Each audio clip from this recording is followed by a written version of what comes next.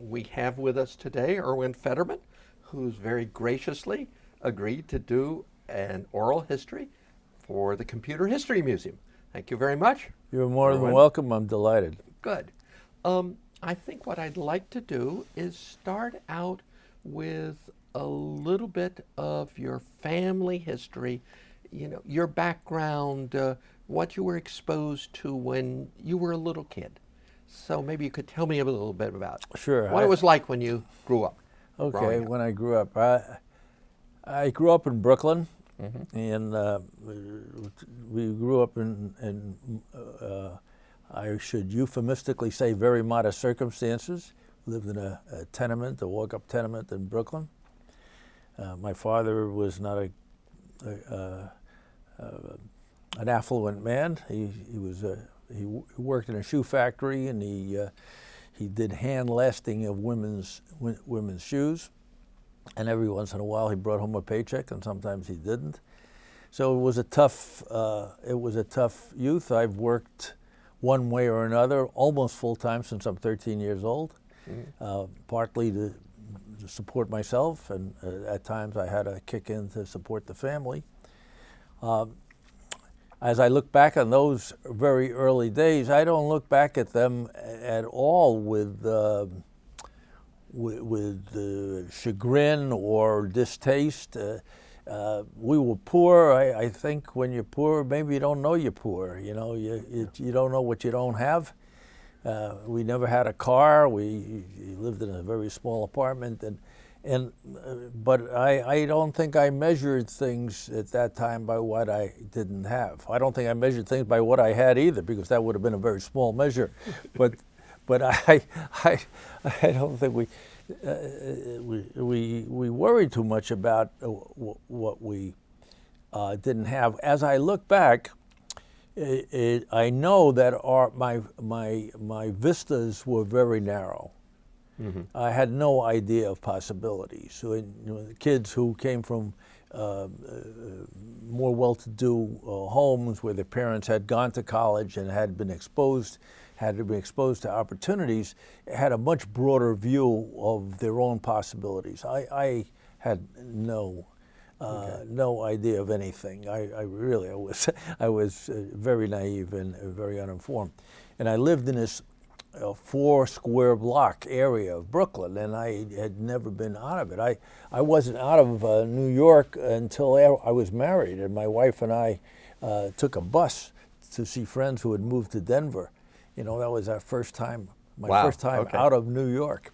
Now, did you have any siblings?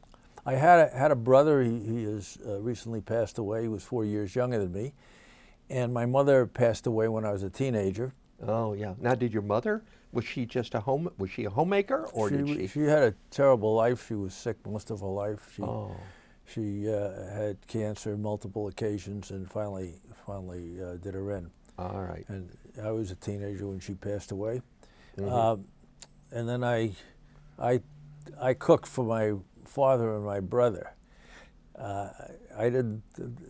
Don't take that too seriously. I didn't cook much, and I didn't cook anything of any significant interest. But it was food. But it was food, and you know what this was, as I look back, I like to cook now. I cook a lot. As a matter of fact, I'm the principal chef in our home. But what I learned was not to be afraid of the kitchen.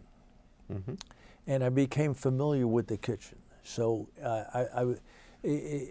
many men don't, they walk into a kitchen and it's like walking into outer space. They don't know what to do. And I became very familiar with the kitchen. So that was a benefit. But my father and my brother and I didn't eat brilliantly under my watch. But then I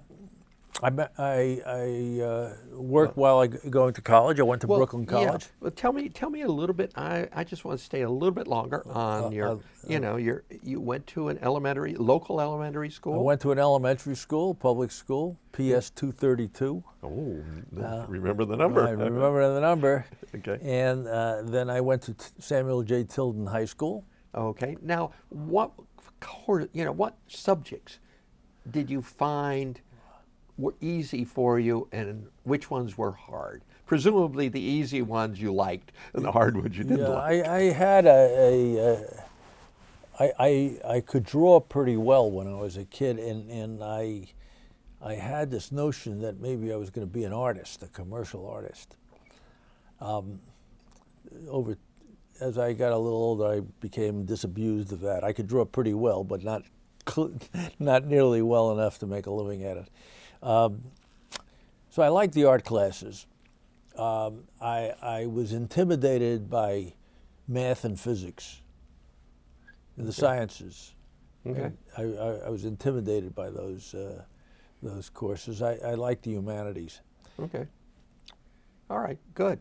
What I was going to ask you, what was your earliest thought about, what you might like to do when you grow up? But I think you may or may not have answered it about. No, the that was more of a fantasy than okay. was the first time I actually thought about what I'm going to do. I got married very young. I got married a few days after I graduated college. I was not yet 21. Okay. And I met my wife-to-be when I was a sophomore in college, and she was graduating high school at the time. So I started from the time I was a sophomore to think about how I'm going to earn a living. That was the reality. I mean, I had nothing to fall back on. Right. Not a nickel. So I was thinking then of going to law school. That was the first time I had any serious thoughts of what I'm going to do. Yes. Okay.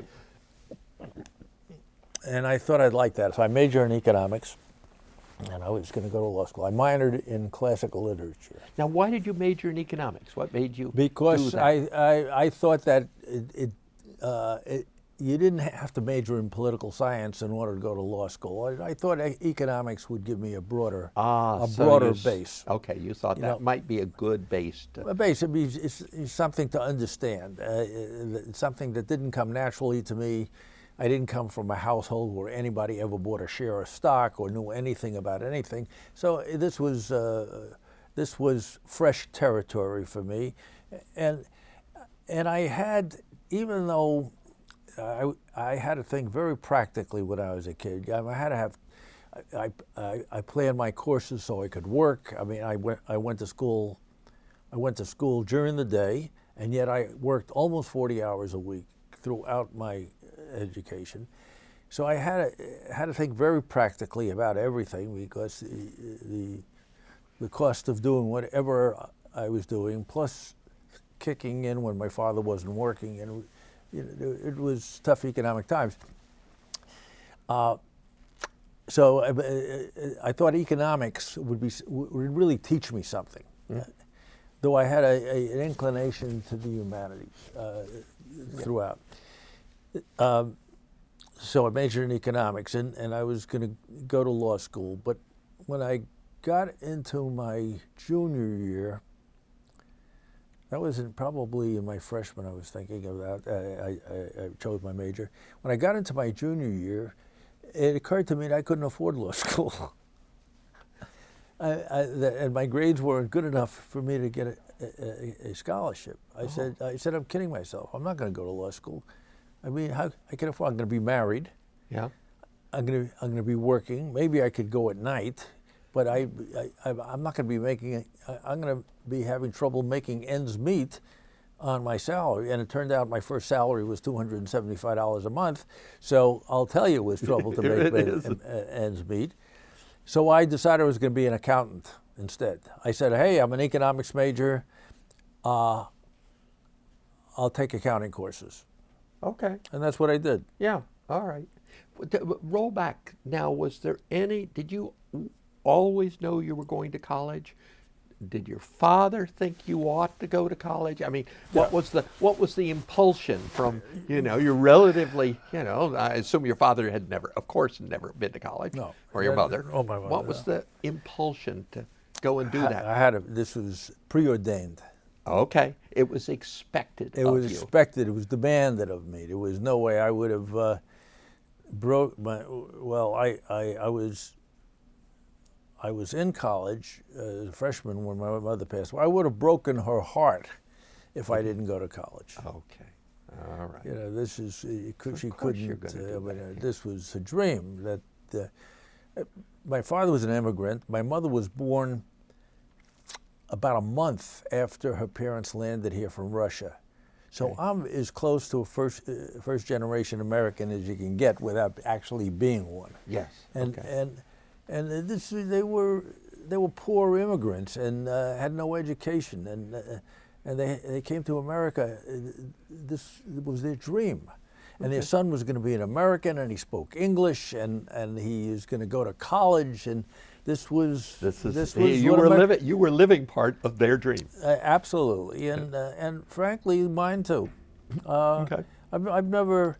When I was a kid, I didn't think about anything. I mean, I didn't have any great philosophical thoughts, or wasn't observing myself. I was just living from day to day.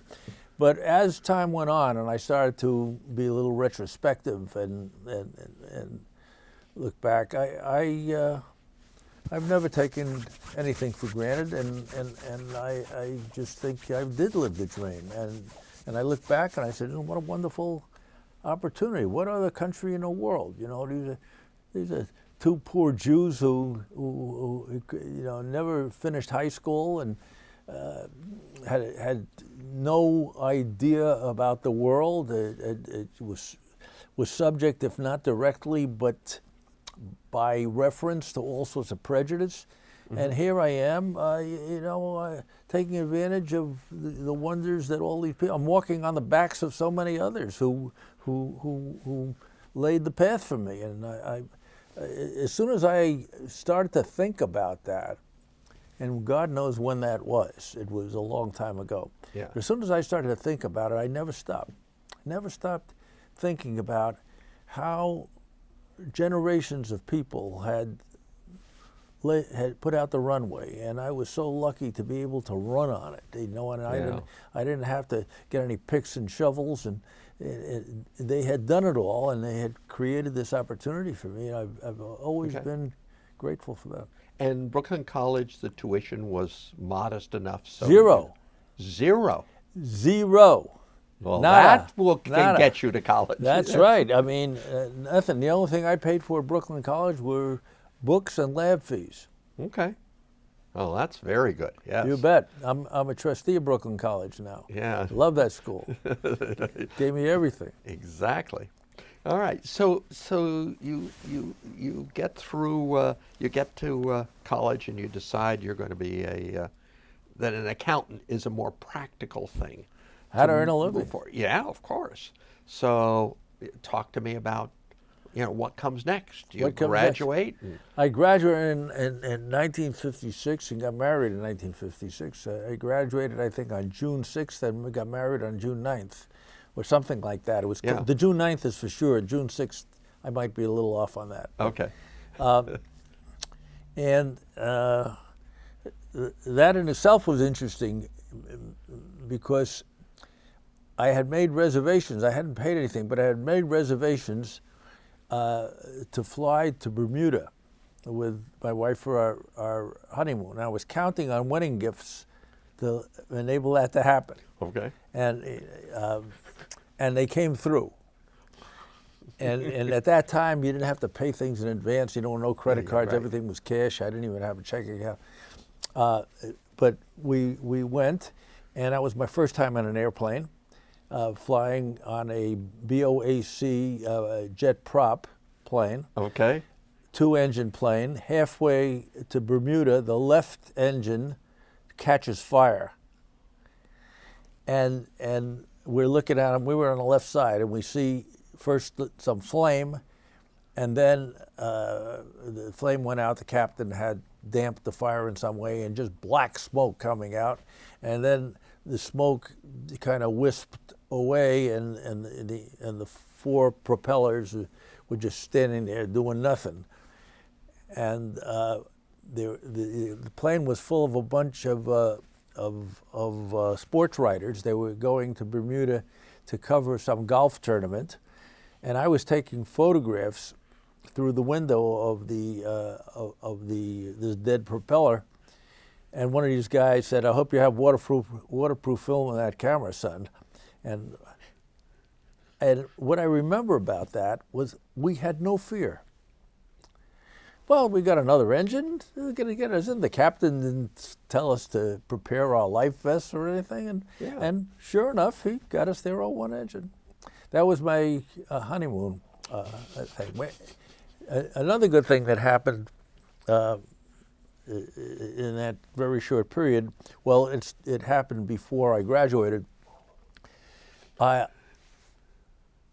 job that I had at that time was working for a small outfit that did mail order sales to the Spanish-speaking population in America. Okay. And they advertised in all these Spanish language newspapers around the country, and they sold all kinds of stuff, a lot of religious stuff, a lot of crosses and Virgin Marys and things like that. And well, a whole bunch of stuff that was oriented towards the Latino trade. And I was looking for a job as an accountant. I hadn't gotten my job yet. I had been offered a couple of jobs, but I didn't take them, and I was turned down twice by a firm called S.D. Leidesdorf Company, which was the premier CPA firm on the East Coast. They were an independent firm, had the largest single accounting office in the country, because the old man, Sam Leidesdorf, didn't believe you could have quality control with branches. 500 accountants in one office, and this was in 1959, or 56. Okay. Well, just a second. 56 was when I got married. Yeah. Did I say 56? Yes, Yeah. you did. So that was 1956. Can you imagine 500 accountants? If you scale it today, it would probably thousands. Wow. But at any rate, they turned me down twice. I applied twice, and they turned me down twice. And then I got offers from other firms, but I really wanted a prestigious firm. And I didn't have a job, so I asked my then boss, Mr. Marks. I don't even remember his first name, Mr. Marks. Hey, Mr. Marks, could you keep me on after I graduate on a 9 to 5, 40-hour week until I get a job, a real job? And he said yes. And good. And that he just did me a favor. He didn't really need me. He gave me work to do. I wasn't making, but it was enough to pay the rent. Yep. $75 a month for the Okay. rent. We had a nice little apartment in Brooklyn. And so I had a job. When we went on honeymoon, I had the security of having the job from Mr. Marks. I didn't have my accounting job yet, and the plane didn't crash. And we had a wonderful time in Bermuda, and we took the boat back. It was really Were you planning on taking the boat? We were planning on it. Oh, We were planning okay. on taking, it's a 2 or 3 day from Bermuda to New York. It was really nice. I got seasick on a boat back. I remember that. And when I came back, I applied to Leidesdorf a third time. I got a call back from them, and they said, we told you twice, we didn't want you, or something like that. I said, well, I'm persistent. I want you. And they said, okay, come in for an interview. I came in for an interview, and they gave me a job at this munificent salary of $275 a month. The Wharton guys were getting $500 a month. Okay. But I was not a Wharton guy. Yes, right. And I didn't have, I don't remember what my GPA was, but it was under 3. Okay. All right. Yes. Okay. And so I was kind of street meat, and they paid me accordingly. But it was a great, they gave me a great education. The job was they were disciplinarians. It was like going into the Marines or Special Forces. They did everything absolutely by the book. The discipline was extreme. I'm looking for a word. The word escapes me. You could not use an adding machine. You had to do it in your head. They taught you, even now, among my colleagues and partners, I look at a row of figures and I tell them what the number is. I can zip through numbers like crazy. It all came from Leidesdorf. This is not inherent. Yeah, this was They training. taught me arithmetic. They taught me how to sight read what the likely answer is about. I could look at a column of numbers, and if the total down there is wrong, I may not know the exact number, but it's not right. Yes, okay. You know, yeah, so, yeah, exactly. So they gave you the ability to glance at stuff and get a sense of its more or less correctness. Mm-hmm. You know, if it's in the ballpark. Right. And the little tests they gave you, and I remember one was really terrific. At that time, you had adding machines with a roll of paper, and they were mechanical, and you put in the numbers. Well, what they would do to trick you, they would give you a paper tape with a whole row of numbers and a total on it, and you was to figure out within a very short period of time whether the total was right or not wrong, or wrong. And if not, what the number should be, more or less, or exactly, if you were fast enough to add it. And it was a long, 5 or 6 digits, and pretty long. So, and what they would do is they would roll the tape back and put in some numbers, then roll it forward, tear off that top, and then keep adding numbers. So you had numbers in there that weren't on the tape, so the answer was always too large, too much. Ah. Okay. How do you like that? Clever little devils. Yes. And some guys would say, it looks about right. And no, you had to be more precise than that. You had to be able to almost add it up. Yeah, or add it up, yeah, or very close, roughly. Very roughly. Yeah. It'd be like adding all the dollar numbers, leaving the cents out. Something like that. Because the numbers that those misleading numbers that they put in and then tore off were not pennies or a dollar or two. They were to the left, so they were enough to make a material difference in the total.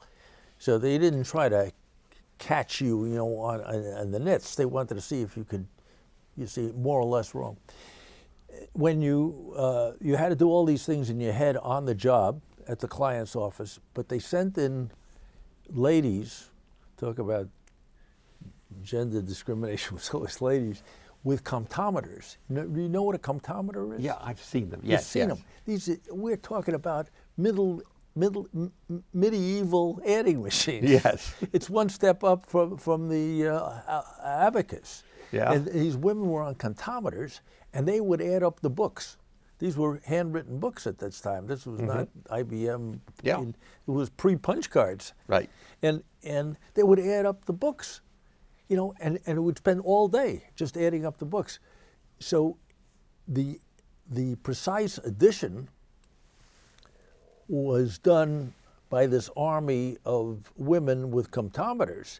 They didn't take anything for granted. If they could roll the tape up and create a phony number, other people could do the same. They didn't.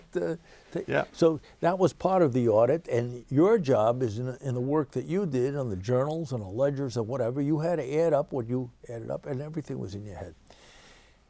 They sent us to, the training was 2 weeks intensive, and I'll tell you, it was more arithmetic than it was accounting.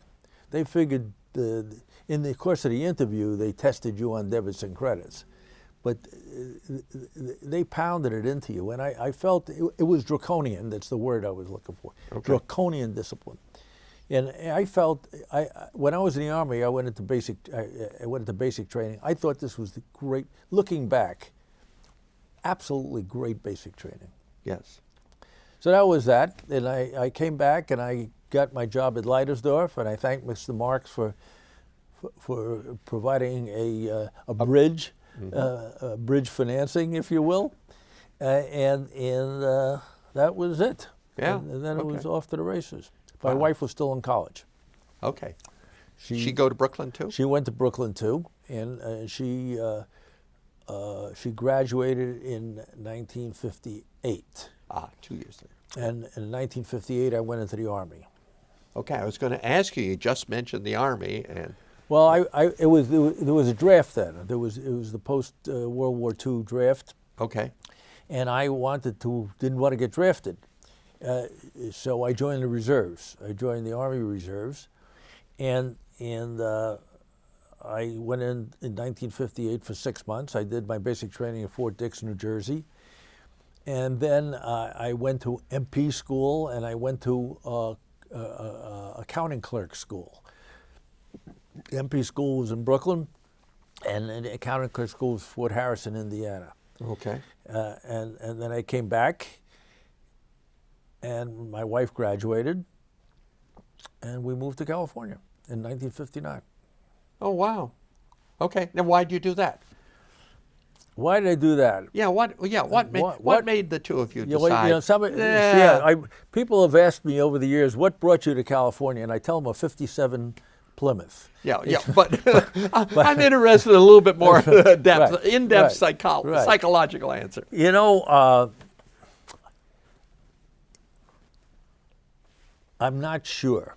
Okay. I'm not, to God's honest truth, I'm not absolutely sure. But I think, looking back, I think the impetus was a lack of self-confidence in whether or not I could compete on the East Coast with all these Wharton and Harvard and other guys. And I remember doing arithmetic on life. I say 8 hours of work, 1 hour of lunch, that's 9. 1 hour getting ready to go to work is 10. 1 hour coming home from work is 11. 8 hours sleep, 18 or 19, and then 4 hours commuting is 23. And I say, shit, this is no life. Yeah. Because I always thought I'd live out on the island, and I'd be one of these, Japanese salarymen, who I didn't know the term then, but that's how I perceived myself, and I'd be schlepping with all the other minions coming from Long Island to New York, taking a subway to the work, getting on a subway, crowding the subway, going back on Long Island Railroad, and going through this for the rest of my life, because there's no way I'm going to compete with those resumes. There's no way. And I'm thinking, we used to watch The Streets of San Francisco on TV with a detective show. Mm-hmm. And it looked so pretty and so bright, and the hills and the bay. And we had never been out. We had been to Denver, that was our one trip. Had never been west of Denver. And we said, let's try. Let's go and see if it doesn't work, we'll come home. I had a Shell credit card. I didn't have I don't remember if there were Visa at that time. There might have been, or Diners Club or whatever, but I didn't have a credit card. All I had was a Shell. And I told my wife we discussed it. She was a wonderful girl. She had all kinds of courage. But it tells you something. We had nothing to risk. People have said, boy, what a risk. You went out there, you didn't have a job, you didn't know anybody, we didn't know anybody. Yeah. You didn't know anybody on the West Coast, didn't have a job. And they say, wow, are you scared? But no, because we had nothing. It informed my later life. Be careful if you're dealing with people who have nothing to risk. They're very dangerous. You can't figure them out. Yes. Because we always operate from a position of we have to be defensive, we have to protect something. If you have nothing to protect and nothing to be defensive, you can't imagine what people are capable of doing. Yeah. So we didn't have anything to risk, and San Francisco seemed like a great destination. I put a position wanted ad in the Journal of Accountancy I rented a box in San Francisco, Rincon Annex. I rented a box, and I asked for replies to come to the box. We took we had $600 to our name. We got in our car, put all of our possessions except for a sofa and a dining table,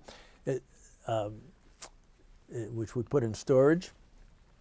We filled up the car with all the rest of our belongings and headed west. Took 5 weeks to cross the country. Oh, wonderful. I stayed a week with our friends in Denver.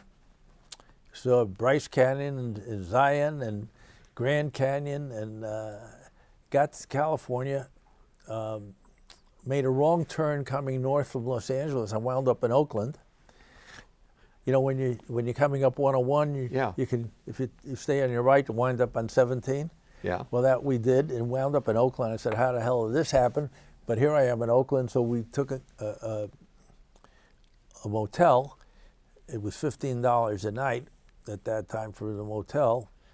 And we wake up on Sunday morning, and we got $75 left of our $600 that we started with. And I don't have a job, and there's no other income. I said, we can't stay in this motel. You know, we won't have anything. You don't have anything to eat. Can't pay for anything. So that Sunday we went looking for an apartment. Here's a great story, really great story. We go looking for an apartment, and we were in Oakland, so we looked in Oakland. Why, I don't know. I can't. Why didn't we go to San Francisco? We could have lived in the city. Never lived in the city. So we found this very nice looking apartment complex right near Lake Merritt, a very attractive location. And the residents, they seemed to be all women and young children, and they were very attractive young women, and the place was clean as a whistle.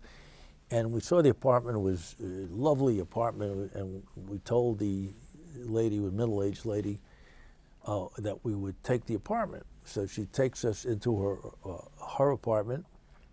It gives us a chocolate cake and milk, and sits us down to fill out the document. It turns out that the reason we saw only women and children were almost all of the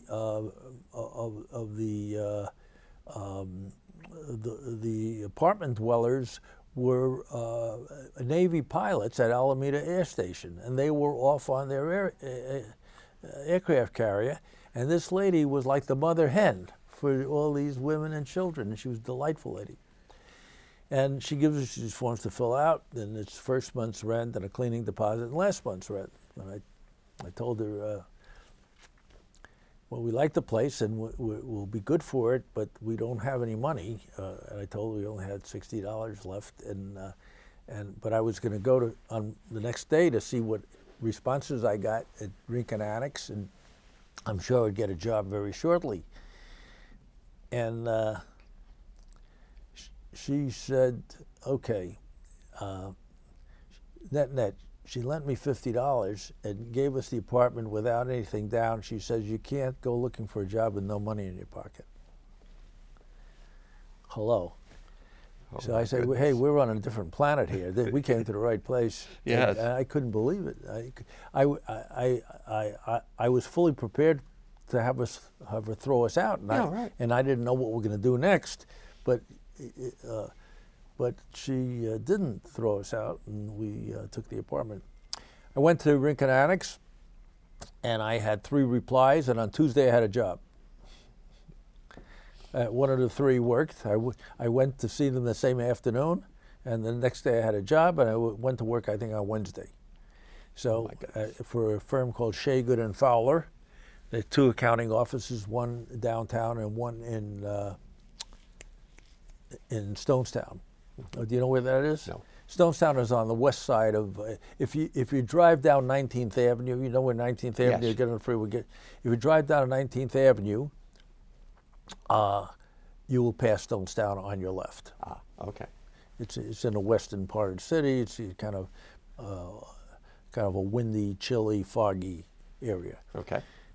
And then a few months later, we moved to Burlingame because they moved me to, they had an office in Millbrae as well. And they moved me to the Millbrae office, and so I moved to Burlingame. Yeah, makes sense. So that was the thing. And so that was in 1959. That's great. Yeah, it was terrific. That's a great story. It's a great story. I mean, it's not only a great story, it's great to have lived it, you know? Yes, exactly. No, it's a great It's experience. great experience. And then I took the CPA exam. I got the highest grade in the state of California. I won the Forbes medal. I have a gold medal to prove it. And my wife got pregnant, and we went and bought a house, a little house, $23,000 for the house, and I think it was like a few $100s down, and the payments were $120 or something like that a month. Different world, huh? Yeah. Paul Shea, the senior partner, I was the first Jew that this firm ever hired. Okay. They didn't know what a Jew looked like, and I didn't know what an Irishman looked like. So we were even, and we got along famously. It was a terrific experience, and I think a good experience for all of us. Paul Shea became kind of a father figure to me. So when we went to buy the house, I had never bought a house. I'd never lived in a house. I didn't know what to look for. You know, I just go. You're supposed to go and look at it. What are you supposed to look at? So I asked Mr. Shea. I never called him Paul. I asked Mr. Shea if he would come with us to look at the house and let us know if it was the right thing for us to do, and he did. And we bought the house. And then in the fall of 1961, that was 59 to summer of 61. In the summer of 61, I would read the newspapers, and then as now, the San Francisco Chronicle was completely oblivious of what was happening down in Silicon Valley. It wasn't called Silicon Valley then. Yeah. It was just a peninsula. Yeah. But they were completely oblivious. You know, it's like they had their back to it. They were facing the other direction. They were standing in South San Francisco and looking north. And what was happening behind their back, they had no idea. They had no idea. I think half the people in the Chronicle probably never heard of Hewlett Packard. You know, Okay. I'm swear to God. I mean, and to this day, that newspaper has not taken advantage of its truly unique relationship. Now, with all these .com startups, web internet startups in San Francisco, they still have a business section that's 1.5 pages. Then their business section is ridiculously devoid of all this local information. There's stuff going on in San Francisco that they never report on. Never report on. The Wall Street Journal is full of it. Yeah. Pages of it. Right. The New York Times is full, but the San Francisco Chronicle, for some reason, is out to lunch. Okay. At that time, it was the same thing. But I got an inkling. I didn't read the San Jose Mercury because that was too far south. There was a real divide between what is now Silicon Valley and the North Peninsula. Mm-hmm. That divide has shrunk considerably since. But there was things going on down here. You know, by Hewlett Packard and other companies starting in Palo Alto. Yes. And I thought that there was something important happening. So I figured putting an ad in the paper worked once for me. So I put an ad in the Wall Street Journal. Position wanted. I knew nothing about headhunters. I didn't know how to put a resume in the headhunter's hands. So I did it in my own primitive way. And I got a few replies. And I got a reply from this company called Optics Technology that was looking for a chief accountant. Okay. They made lasers and optical thin films, helium neon lasers, CW lasers. And I took the job. And I made a tearful goodbye to Mr. Shea and all these guys who I loved. But I said, look, there's an opportunity. There's things happening down there. And I got to get, to a piece of this. Yeah. I got to be part of this. So I went to work there. And that was in the summer of 61. Okay. In October of 61, or at the same time, maybe I don't remember the month, but that's when the Russians put up the wall in Berlin. Okay. in the fall of '61. And that's when John F. Kennedy activated the reserves. Hello, I was in the reserves. Yep. And I got activated. Uh-huh. 431st Ordnance Company. So I got activated. I had just started this job at Optics Technology. Yeah. We had a baby. I had this $120 a month house payment. Yeah. My wife wasn't working. She had a degree in early childhood education, but she wasn't working. Because I was working, I was making $650 a month. I was in Fat City, and she didn't have to work. She could raise our daughter. And all of a sudden, she had to look for a job. She had to find the nanny. I was going to be pulled out. And I think I left in November or December. I don't remember exactly. Unceremoniously, $75 a month. I was a Spec 2, like a corporal. Yeah. $75 a month. It was a shits, So I asked the guys at Optics Technology whether I could do some work. Maybe they'd give me $100 a month or something. Do something remotely. Do something remotely. They did it as a favor. I don't know. They were very small money. And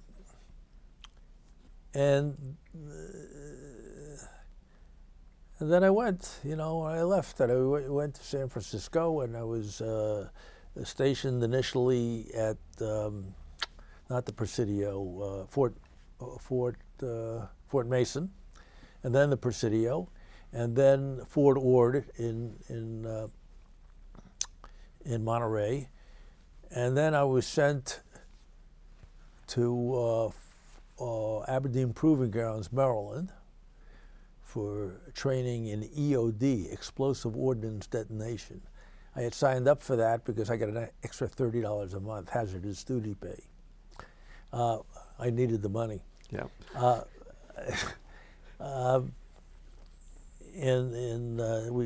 got that at Aberdeen, and that was about it. We had one other experience. I had, the Army was a very good experience for me. I think maybe a very good experience for anybody who thinks about it. Things that strike me are that in the Army you don't have any choices of anything. You have to do what you're told. Yep. And if you want to carve out a place for yourself, if you want to have kind of a life and not be the first guy that they choose to do all the crappy work, you have to figure out how to be when to be invisible and when to be visible. Mm-hmm. And it's a great training ground for that. When to kind of meld into the background or when to be an individual. You don't volunteer for anything. You don't want them to know your name. You want the name to be discovered by them for something that is something good that's going to happen to you. But anything that you insert yourself into in the Army is going to be bad for you. Okay. Yes. All right. You don't volunteer. You don't stand out. You're not the first guy who has your name tag pinned on. All the Red Hots. As soon as they told us to go get your name tag, here's your name tag, have it sewn on. All the Red Hots had it sewn on in another 20 minutes, and they were the ones who were called. Yes. For any kind of duty. Yeah, of course. You don't want to be the last one because you stand out then too. But you learn to be in the crowd. After all the Red Hots, and they remember Smith and Jones and their names because they called them a few times, and so that the drill sergeant will call Smith and Jones almost as a reflexive thing. After they've got Smith and Jones, plastered into their heads, that's when you get your name tags on. And so you learn a lot of things like that. But also, I went into the Army kind of soft and flabby, and I couldn't do the push-ups, and I couldn't do the pull-ups, and I couldn't do any of that stuff. I'll tell you, it came out of basic training, wiry and hard as a rock. Yeah. It made me feel really good about myself. It was a very good feeling to have. You feel that you're physically capable and you can do, drop down and give me 25. Well, I'll give you 25. I'll give you 50. Yeah. Push-ups. At the first I couldn't give them 10, Yeah. but you get to the point, you ain't scaring me. But you feel very good about that. And being in a situation where you have to play by somebody else's rules, I don't know how that applies going forward, but you run into so many things in life in which you have to accept it the way it is. Yeah. And you have to work with it as it is. And the Army is a great training for that. Also, I look back on it and I say, you live in a democracy. You want a citizen army. You don't want to have an army of mercenaries who are doing it for the money. You want, it's our country. It's our job to defend it. We don't hire people to do it for us. Right. It's our job. So when I came out of the Army, I became very sanctimonious about it, on that subject. And any time I would talk about it, even to my wife's chagrin, I say, I believe in a draft. We should have it forever. We should have universal military training. It should always be a citizen army, because that's what differentiates us. We don't have thugs and hoodlums and people who are, who like to shoot people. I mean, we want people who don't like to shoot people, but want to defend their country. Right. So being in the Army had multiple impact on my life, like so many things, mostly retrospective. Yeah. Mostly retrospective. Yeah, at the time. At the time, I didn't have any of these great thoughts. I didn't have any of these noble thoughts. You were just moving through the experience. Moving through the experience. I'll tell you, early on, before you, in basic training, if you haven't been, so my basic training was no different than anybody else's basic training. I didn't go through anything more difficult than anybody else. It was the same thing for everybody. Before every meal, you have to do pull-ups, and you had to do 6. Well, I could do 2, and I would hanging there like laundry, and it was tough for me to even hang. And they let me hang there until my shoulders were falling off. And then they say, drop down and give me 25 push-ups. I could do 10, 12 push-ups at the beginning. I couldn't do 25 push-ups. Okay, I'm laying there, and they let you lay there. And they say, okay, 25 squat jumps. I could do 25 squat jumps. It wasn't pretty, but I could do it. So I did 25 squats. By the time I was through with this drill, food was almost over. The meal was almost over. So I'd run into the mess hall, and instead of getting a tray, I would get a bowl, and I put everything in a goddamn bowl. It was bread, beans, meat, potatoes, cake. Yeah. Everything went in. I had it all at once. My appetizer, entree, and dessert were all in one place. With a spoon. Yeah. And I shoved it down my throat, and, because you couldn't linger. There was, there was a then time. They're pulling you out. And I finished basic training. I felt so good about myself. I had lost weight. I was wiry. I was, if not buff, at least feeling strong. And it was that was a great experience. Now, how long was this? The basic training, my basic training was 6 months. Yep. And then when I was activated, it was another year and a half. So I didn't beat the system. I made a bet and I lost the bet. But it turned out to be, again, retrospectively, looking back, it was such a good thing. When I was activated, there was a guy in my company named Brian Shekaloff, who was a printer, but he was a philosopher by avocation. Okay. And he gave me a 1-year course in Buddhism, including a bibliography, and we went to Zendos, and the whole thing. He introduced me to a whole new thing.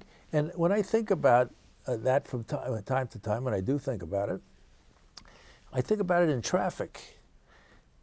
He taught me how to zen out in traffic. That's pretty good. You need that in California You these need days. it here. I'll tell you, you got to disengage. Yeah. He taught me how to disengage. I never quite was able to meditate. Meditating is very hard. Meditating is no thought. Right, and when you're thinking about it, you're not meditating. every once in a while, you have a moment and you kind of wake up and you have disengaged in that moment. You didn't fall asleep. Yes. You're not waking up. You had gotten there, but it's for an instant, for a split second. But you have a sense of what it means to be in a no-thought state. Yes. To have disengaged. Wow. It's in that millisecond, there is a piece that you can't possibly know other than that. And Brian gave me that. He went off to translate the Tibetan Sutras into English, and he died recently.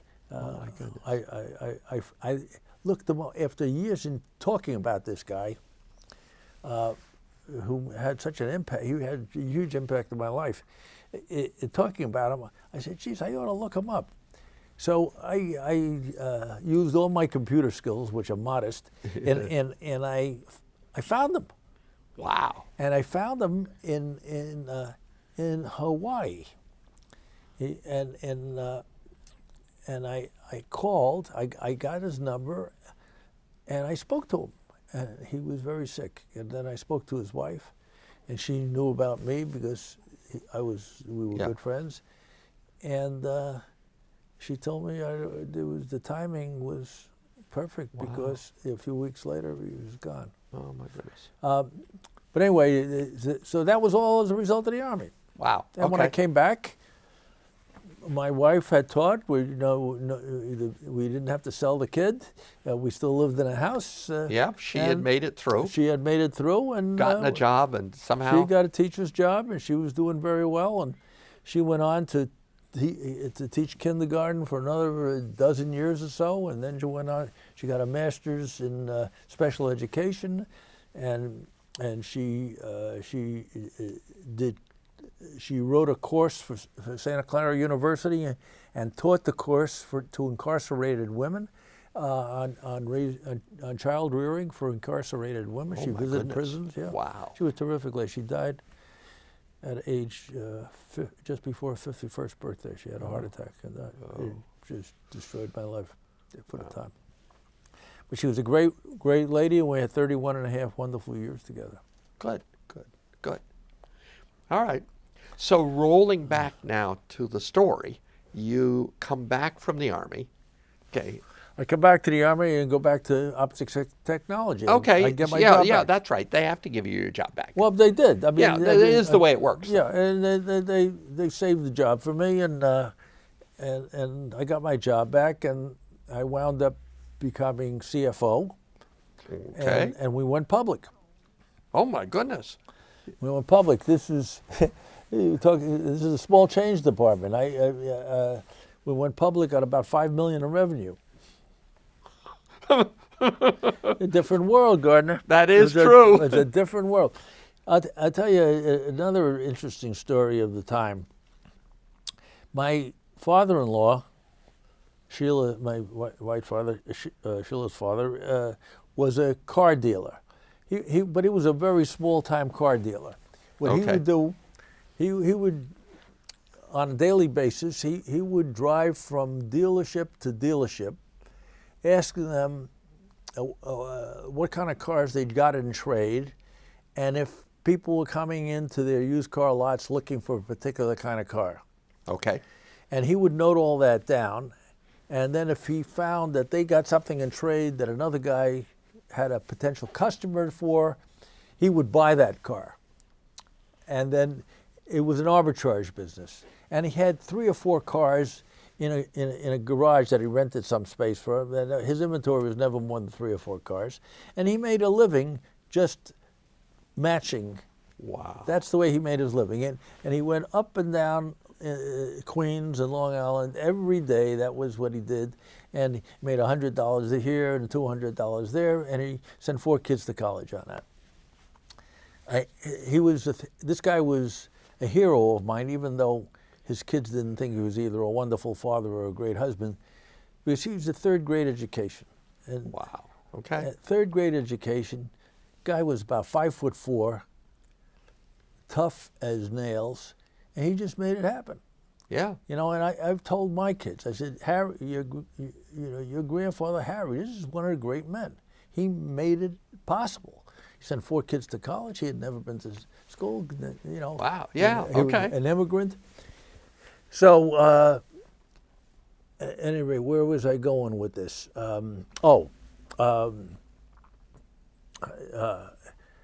Harry was the reason I had the '57 Plymouth. It was a wreck, and he had a friend of his fix it up and for nothing or whatever. Yeah, they some traded deal. something, and he gave it to me, so we could.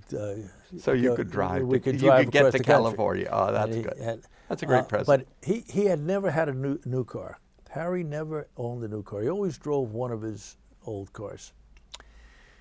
When he came out to California, and he drove out in a Chevy, Mm-hmm. and then he left. He gave us the Chevy. It was an old Chevy, and the Plymouth had Long died. died. He lost Long his died. He gave us the Chevy, a Chevy sedan, and I told him I couldn't pay him for it. He said, "No, you don't have to pay me for it. Wasn't worth very much, a couple of $1,000 maybe at the time." I said, "But I'll give you some stock in optics technology, and I don't know what it's worth, but maybe one day it'll be worth something." I don't remember how many shares. It wasn't many shares because I didn't have much. Yeah, right. And then optics technology a few years later went public. So I said, "Pop, you know, the stock is worth some money. You ought to go to a broker and sell it." He went to the broker, and he was amazed to find out the stock was worth, I don't remember, call it $8,000 or $9,000. Yeah. Okay. He went out and bought a new Buick. The first time, here's a guy who was, at that time, 70 years old or something. First time he had a new car. I can't tell you how happy it made his daughter, my wife, and me that we We're able to to give him eventually give back. give back, and get him. Harry, the used car dealer, never drove anything less than 4 or 5 years old, and finally in his old age, and he had that Buick until he died. Wow. Oh, that's He died at age 92 or 93. Oh, really? Yeah. Okay. So that was. That's that. great. Oh, that's really. That's a nice story. Okay. Yeah, that is a nice That story. is a nice story. Okay. So, do you stay with Opto? I stayed with optics for a long time, longer than I should have in retrospect. And I stayed from 61 to 68 or so, Okay. or 60. Yeah, 68,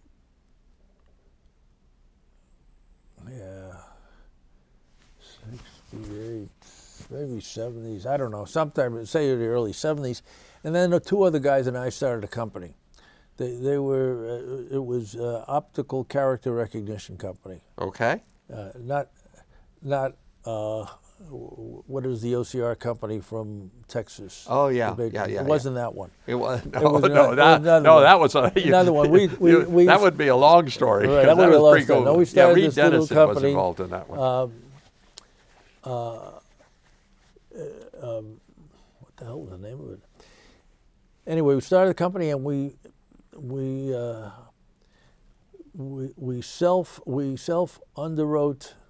We did a non-underwritten offering. I think it was called a Schedule A or something. I don't remember, but you could go out with a non-underwritten offering, and we peddled the stock to people that we knew, friends of friends or whatever. We raised, I don't know, a few $100,000. Okay. And ultimately, the company didn't do well, and it was acquired. But everybody got their money back. Okay. But nobody made it. Nobody made. Nobody made anything. Made a And fortune, we yeah. made, since we had put nothing in, we got nothing out. Yeah. But so that lasted a few years. And while that we were selling that, I was recruited, or I got an interview with Monolithic Memories. Okay. Now, how did you hook up with them? Did you find them? I got a call from a headhunter. From a headhunter, but this time, yeah. Yeah. Yeah. This time I didn't put an ad in the paper. Yeah. Well, the headhunters had found you They too. found me. They got you on their list. Somehow I got on the list. Yeah. Okay. So I got a a call, and I didn't know anything about semiconductors or semiconductor industry. As a matter of fact, here's another little story. Okay. When I was at Optics Technology, HR worked for me when I was the CFO. Okay. And there's a terrific lady who worked for me. I hired her from Macy's. She was a trainer at Macy's, a sales trainer at Macy's. Very bright, articulate woman. And we developed a really nice professional relationship. I liked her. I cared for her a lot, and the feeling was mutual. One day she comes into my office and she's tearful. She's leaving. Leaving? And how could you leave? I mean, I need you. We need you. And, yeah. You know the whole story. Where are you going? She says, I'm going to work for a new company called Intel.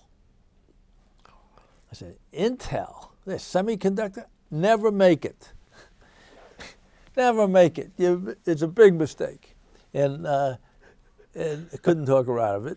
Yeah. And it turns out her name was Ann Bowers. Oh, no. Yes.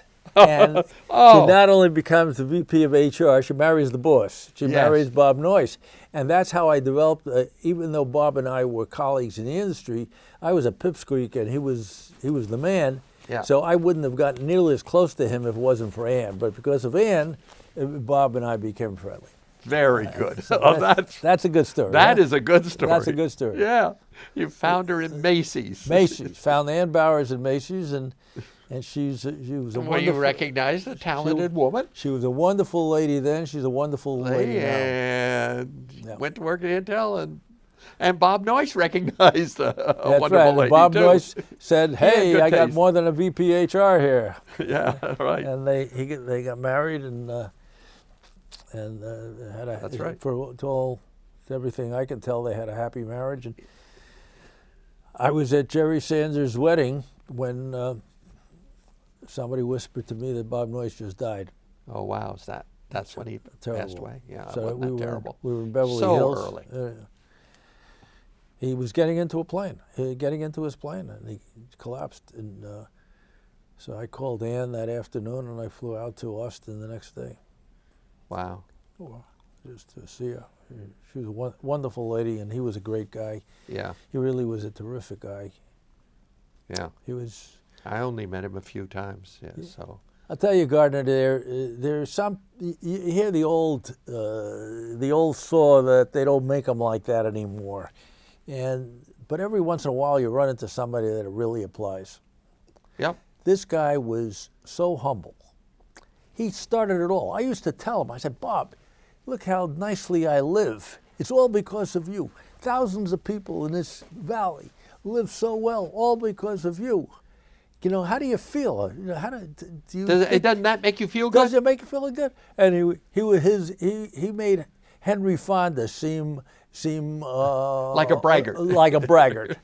It was always aw shucks. You know, he was an aw shucks kind of guy. Yeah. And he just started it all. He and Gordon were a great pair, because Gordon was the dedicated engineer and Bob was the much more approachable, effervescent type of guy. But they were both superb technologists. Yes. And what they had in common was great humility. Great humility. Yeah. I'll tell you a story about Gordon as we get along here. Okay. All right. Good. Very few people know. Okay. I'll remember to ask you that. And I'll remember to tell you because it's worth telling. Okay, good. All right, so you get Monolithic Memories, the headhunter approaches, you go in and... so I meet Zev Drury. Yeah. And he's smart as hell. He's wiry, hard guy, and he's an Israeli. Yes, right. Every Israeli you meet was either a tank commander or a parachuter or something like that. Yes. So he was one of those. I met a few of those too myself, right. Yes. Okay. Yeah, and it's all true. They're not full of shit because they really are smart, hard-assed guys. Hard guys. They all have to serve in the Army. Yeah. There's nobody escapes. So they all are trained, and in the Israeli Army, rank goes first, not last. So you have a higher incidence of casualties among the officers than you have in the non-coms or the enlisted. And they're a tough bunch. And a lot of them don't look like much. I'll tell you, put a uniform on them, these are tough mothers. Yeah. So he was a very athletic guy. He liked to ski. He liked fast cars, and he was very smart. And as I came to know him over time, he was a superb technologist. Okay, and he hired you. Yes. Okay. Yeah. And he hired me. Okay. He hired me. We got along, and he hired me. And Yeah. he didn't know what a CFO is supposed to do, so his interviewing was not. It wasn't one of your tough interviews. It wasn't a tough interview. His hiring me was not a testimony to my wonderfulness. Okay. But he did hire me, and I went to work at Monolithic Memories, and I started to learn about the semiconductor industry. That's right. You would not. Yes. Okay. Yeah, I came in. I knew nothing about the industry. I didn't know.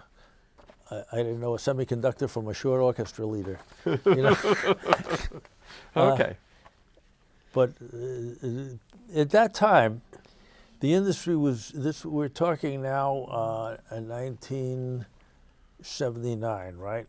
Well, let's see. I think we're talking earlier. I was made in 79. It was 1970. Yeah, you went there in 70, wasn't it? Yeah, in 70. Yeah, that's what I So thought. we're talking 1970, and we weren't that far advanced from the invention of the transistor.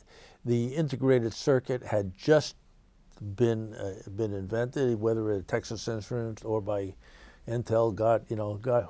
Get the credit. So these were very early days. It was a very collegial business. Mm-hmm. That even the competitors, the employees of the competitors helped each other out. If everybody had a fab, if you ran out of diffusion tubes, the other guy, your competitor, would lend you diffusion tubes until your new tubes came in. Or it was that type of sharing. Very collegial.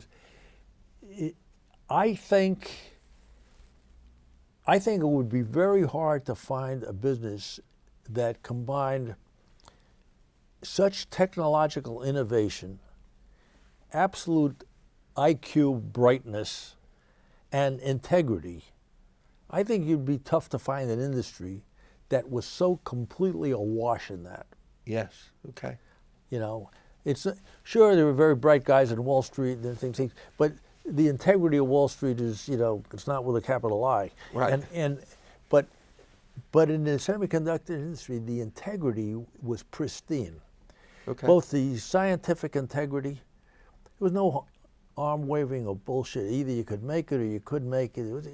There was a great honesty in that business that was so wonderful to be a part of it. You just felt you didn't have to read between the lines. Yes. Okay. There were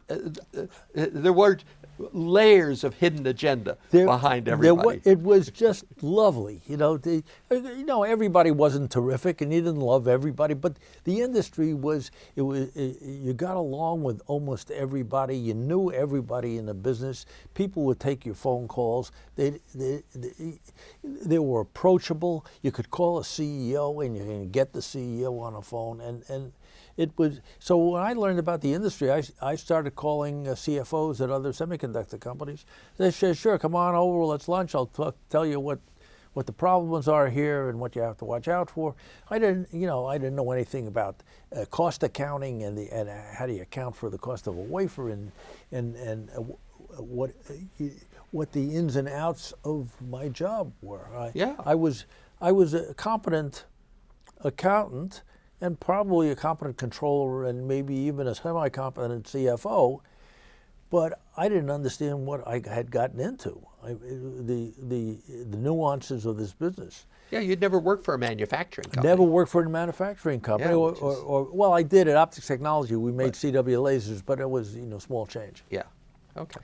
But these guys would talk to you, and it was terrific. So what was what was Monolithic Memories doing then? What was their reason for getting founded? Their they raison hired d'etre? you. Yeah, what was their raison d'etre? Because they hired you only a year after. Yeah, it was Zev year and a started half the after. business. What was the raison d'etre? Raison d'etre was bipolar, programmable read-only memories. Bipolar promise. Those were the memories. Okay. Those were the monolithic memories that they made, and they made 1K and 2K and 4K. K. Yes, I got it. Yeah. 1K, 2K, and 4K bipolar promise. They made them on 4 or 5 micron technology. Yeah. In their own fab on 2-inch wafers. It was a big thrill when we went to 2 1/4-inch wafers, and every once in a while you got a wafer to yield, and you sold these things for $30 a piece or whatever the price. Well, the ASPs were astronomical compared to what was unique, and the chips. You didn't need a magnifying glass to see the lines on the chips because they were big chips. And this was the beginning of the dual inline packages, ceramic packages, and everything was at the big. I didn't realize. I look back now. There I was at the beginning. Yeah, lots of stuff. Lots of stuff was that happening. Lasted forever. It lasted forever. It just was Just great to look beginning. back. It was the beginning, and so Monolithic Memories made these bipolar proms, and they were pretty fast. There was MOS at the time, but it was not CMOS. The fast MOS was NMOS. Yes. Intel stuff was NMOS. Mm-hmm. Intel also made bipolar proms at the beginning, but they dropped it. They cut that. And so we made bipolar proms, and we made bipolar ROMs. Okay. And we made, we had a few other chips that sold a little bit from here to time. And then we came up with the programmable array logic, the PAL, Yes. which that was the thing. That was what made the company. Yep. Signetics actually invented the PAL. They called it a PALU, a programmable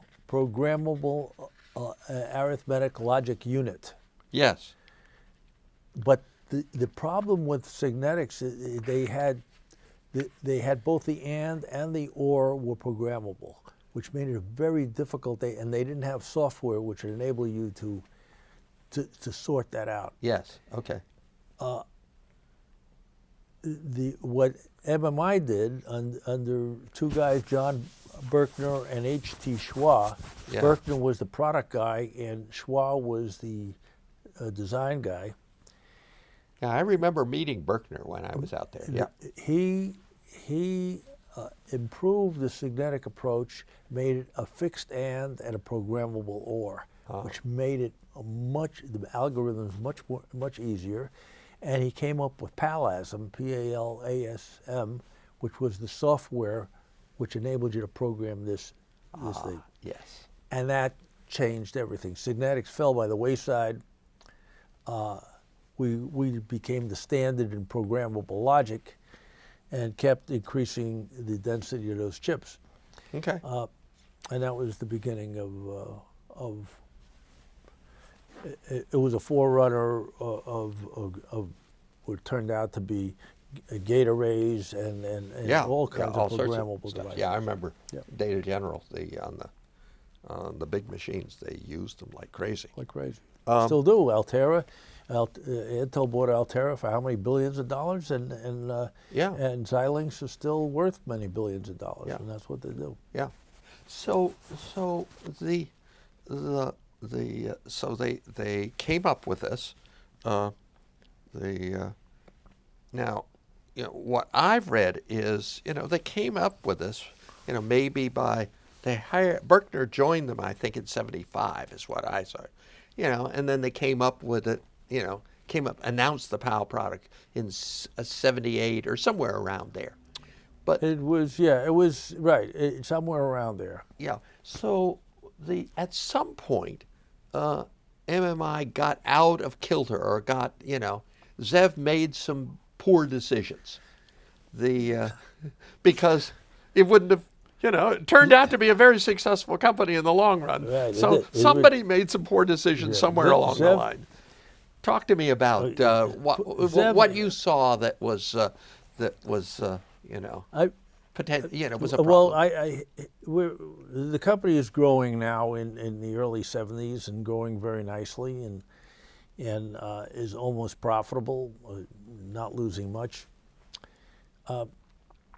And Zev, it turns out, had some very unpleasant characteristics. Okay. He, as smart as he was, he had no compassion or consideration for other people. Oh. And he would chastise, sometimes chastise would be a very too modest a term. He would excoriate people in front of others. Oh. And he would embarrass them and make them feel really crappy. And he would, intentionally or unintentionally, his style was to kind of play, he played a very unpleasant political game. There were three guys working on a project. He would take one of them into his office and close the door. And the other two didn't know what was going on. And and the guy would come out, and I can't tell you what happened. And so there was always the uncertainties, and who was on the right list or not, and who was in his favor. And he would scream and yell, and it was very harsh. And in the late 70s, beginning in late 77 and 78, the industry was booming, was starting to really take off. And some of the guys just wouldn't stand for his abuse, and they left. So we started to lose some technical talent, starting in 78. Some of the good people. Some of the good people. They started to have serious alternatives. And the company was close to going public at that time. You could go public as optics technology went on. You could go public on very little. It was close to going public, but then we hit a snag, and we were going to go public with Kuhn Loeb, who no longer exists, but was a major firm then. And then we hit a snag, and they wouldn't take us. So that was a financial snag. We had a yield snag and which then obviously yield snag leads to revenue snag. The revenue snag. Yeah, and okay, they wouldn't take us, and that was like in 77 or 78. So it was a disappointment, and people had other alternatives. Things were getting good all over. And Zev was getting more and more tense. The yields weren't coming up on the new products. We had a 16-bit ROM that was a big fat ROM, and it was a high-priced product, and we couldn't even get it to yield, and the fab was teetering. And then by the middle of 78, it was really serious. Yields had fallen. Some of the fab equipment was not obsolete, but not adequate to the task. We didn't have enough capital to get new equipment. We couldn't get lease lines. And all this created great stress and pressure on Zev. Yep. And he behaved more and more objectionably. Irrationally and objectionably. More irritably than irrationally. Yeah, okay. He became very irritable and very short and very abusive, and it just amplified the notion of turnover. People wanting to leave. Yeah, exactly. So we come into the spring of '79. And the company's going under. I mean, we've got enough cash for 3 or 4 months. We had one major venture capitalist, which is the Rothschilds, who they said they're not putting any more money into the company. Was he they the only? They were the only venture capitalists. They were the only venture Yep. investors. Okay. And They were not going to put any more money in, and Zev was, I mean, he lost weight. He was visibly upset. Yeah. Behaving very, very poorly. Sometimes he didn't come in, you didn't see him, and like he was really going south emotionally. Yeah. So on March 19th of 1979, I get a call on a Saturday morning from a member of the board and said, we're at the company this morning and we'd like you to come over. Would you come over? And I said, sure. Who was this on the board? It probably was Charlie Lay who called me. It might have been Larry Sonsini. Okay. Larry was also on the board. It was the other board member. It was Eugene Kleiner was on the board. And well, you had some great board members. Oh yeah, we had great board members, and Charlie Blaylock and Bob Wilson of Memorex. Oh. Bob came later. He wasn't on the board then. So I got this call, and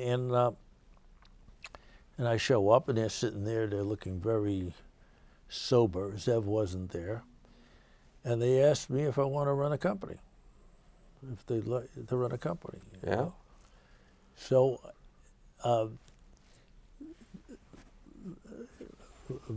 just a few nanoseconds of my thought process. Yeah.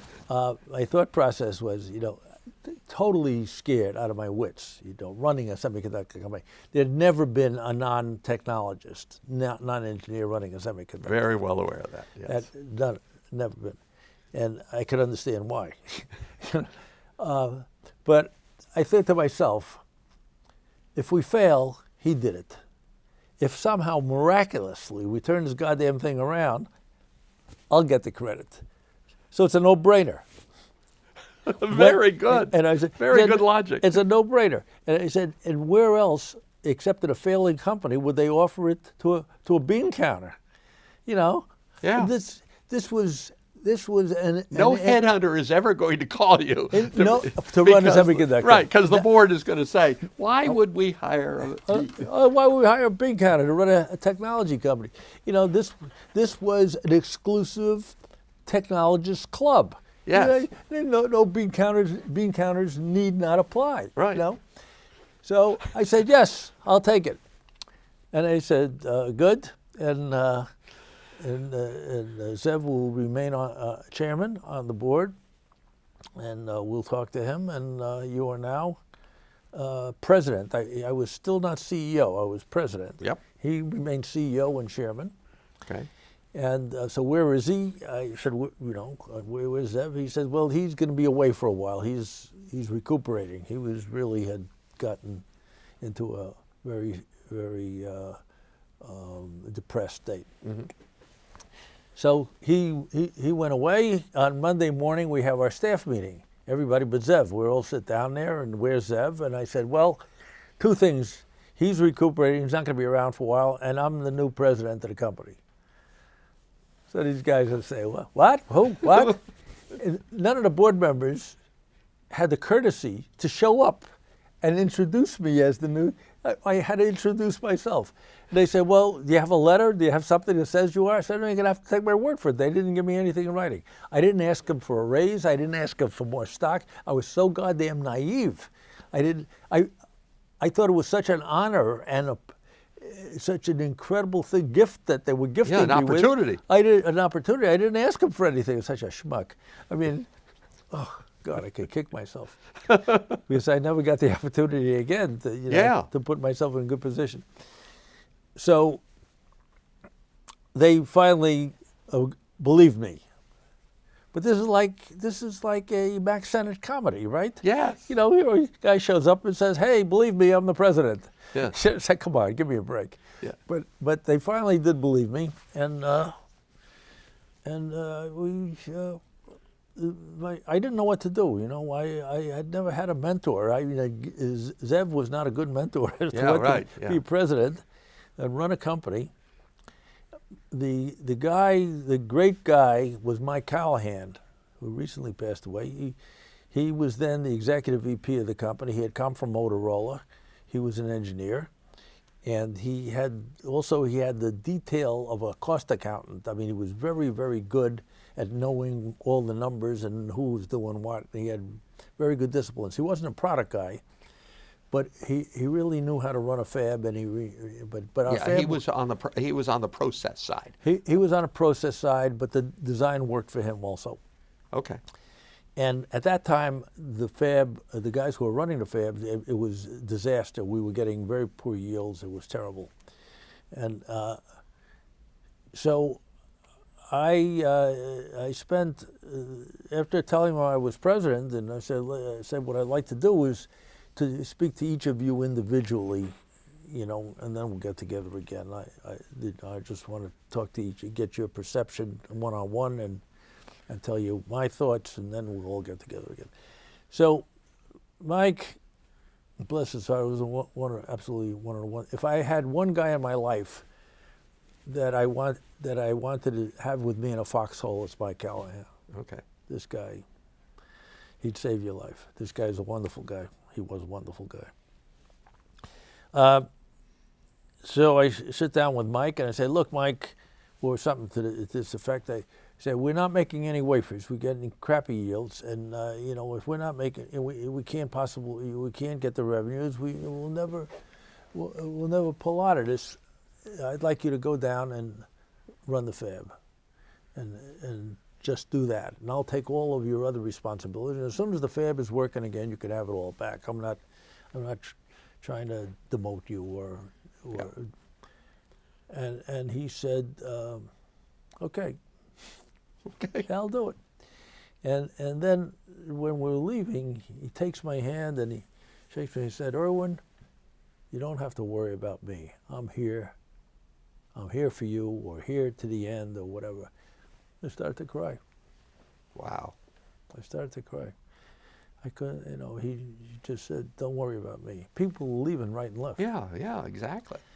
Sinking ship. It was a sinking ship. And there was another guy who worked for Mike in production control who was a very disruptive political guy. And I told Mike that now that that guy works for me, I'm going to fire him. And I hope he didn't feel badly about that, because he didn't fire him. And now the first thing I'm going to do is going to fire this guy. And Mike says, I understand it, but we had so much to do, so many things going wrong. I didn't want to lose the guy in that position. Well, I learned something at that moment. I recognized that this is one that wasn't reflexive, retrospective. It was at that moment, and I've never lost it. The wrong guy is worse than no guy. Okay. All right. An organization, people will come together to fill the hole, because nature abhors a vacuum. Yep.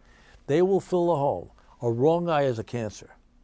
A wrong person in a job is the worst thing you can have. Better have a lot of holes than wrong people. Okay. The holes will get naturally filled in one way or the other. Mm-hmm. But the wrong person creates disease. So the next thing I did was I got this guy, and I don't want to give you his name. I don't need it. No. And I got this guy in, and I said, Mister, I'm going to have to let you go. Couldn't believe it, I needed everybody, right? We were losing people left and right. He says, how come? And I told him exactly why. And I told him I thought that probably, basically, he was a good guy. And he was certainly technically qualified to do a good job. But he's got to have an approach, a major surgery on his approach. I mean, it's not a zero-sum game. This is an additive game. You don't win by putting somebody else down. You don't win by gaining favor. You win by winning. Yeah. And when we win, we all win. And I said, you're going to learn that. You'll be good, but not here. I don't have the time to teach you, and you got to get out of here. And I walked him out. Not that day, that moment. That moment. Out. Okay. I said, you come back on Saturday and get your stuff. This was a Monday. And I said, but as of this moment, you're no longer with the company. I gotta, if I needed it, I suppose I did need it, but if I needed the approbation of the crowd, that gave it to me. Because everybody knew this guy was bad news. Yeah. So the fact that I made a decision right away and got rid of somebody everybody disliked and thought was a real problem, I got a lot of brownie points. Okay. In that. And then I talked to each of the guys and got their perspective of what what is the highest priority. And we went to work on fixing the company. I don't think if I was an engineer, I could have presided over the turnaround. I think I would have known too much, been too afraid. The facts would have overwhelmed me. And if I had been a manager, I think before, if I had run such a company, I don't know that if I could have presided over it. But the fact that I was green as grass, it was in my favor. And the fact that I didn't understand too much. I looked at it, I was emotionally involved, don't get me wrong. I mean, I had been with the company for X number of years, and I wanted it to succeed. But on the other hand, I also had an objectivity that comes from not being technical. Mm-hmm. And not getting hung up. I had no skin in any of the technology games. So I got them together, and we made a few changes right away. In no particular order. Okay. The business, the semiconductor industry by the spring of '79 had really blossomed. It started in '78, but by '79, the industry was booming. People were double ordering. Typical for the industry. Backlogs were bursting. People couldn't ship enough. Everybody was making it like crazy except us. So you could sell anything you could make, and we couldn't make anything. We have terrible yields. But what we did have is we had barrels. These cardboard barrels. We used to have chemicals in them. They stood about like this with the metal around the top. Yeah, sure. I know those. We had them full of all the reject parts. We had tens of thousands, maybe more than that, barrels of barrels. Never had thrown them away. So I asked the guys. I said, nobody binned out at that time. If it was 45 nanoseconds was the performance rating, 44 you threw it away. Right. There was no binning out. Yeah, right.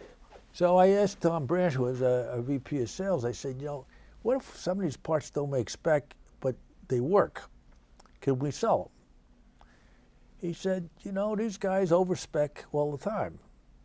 They want margin, so they overspec all the components, and you probably could. We probably could.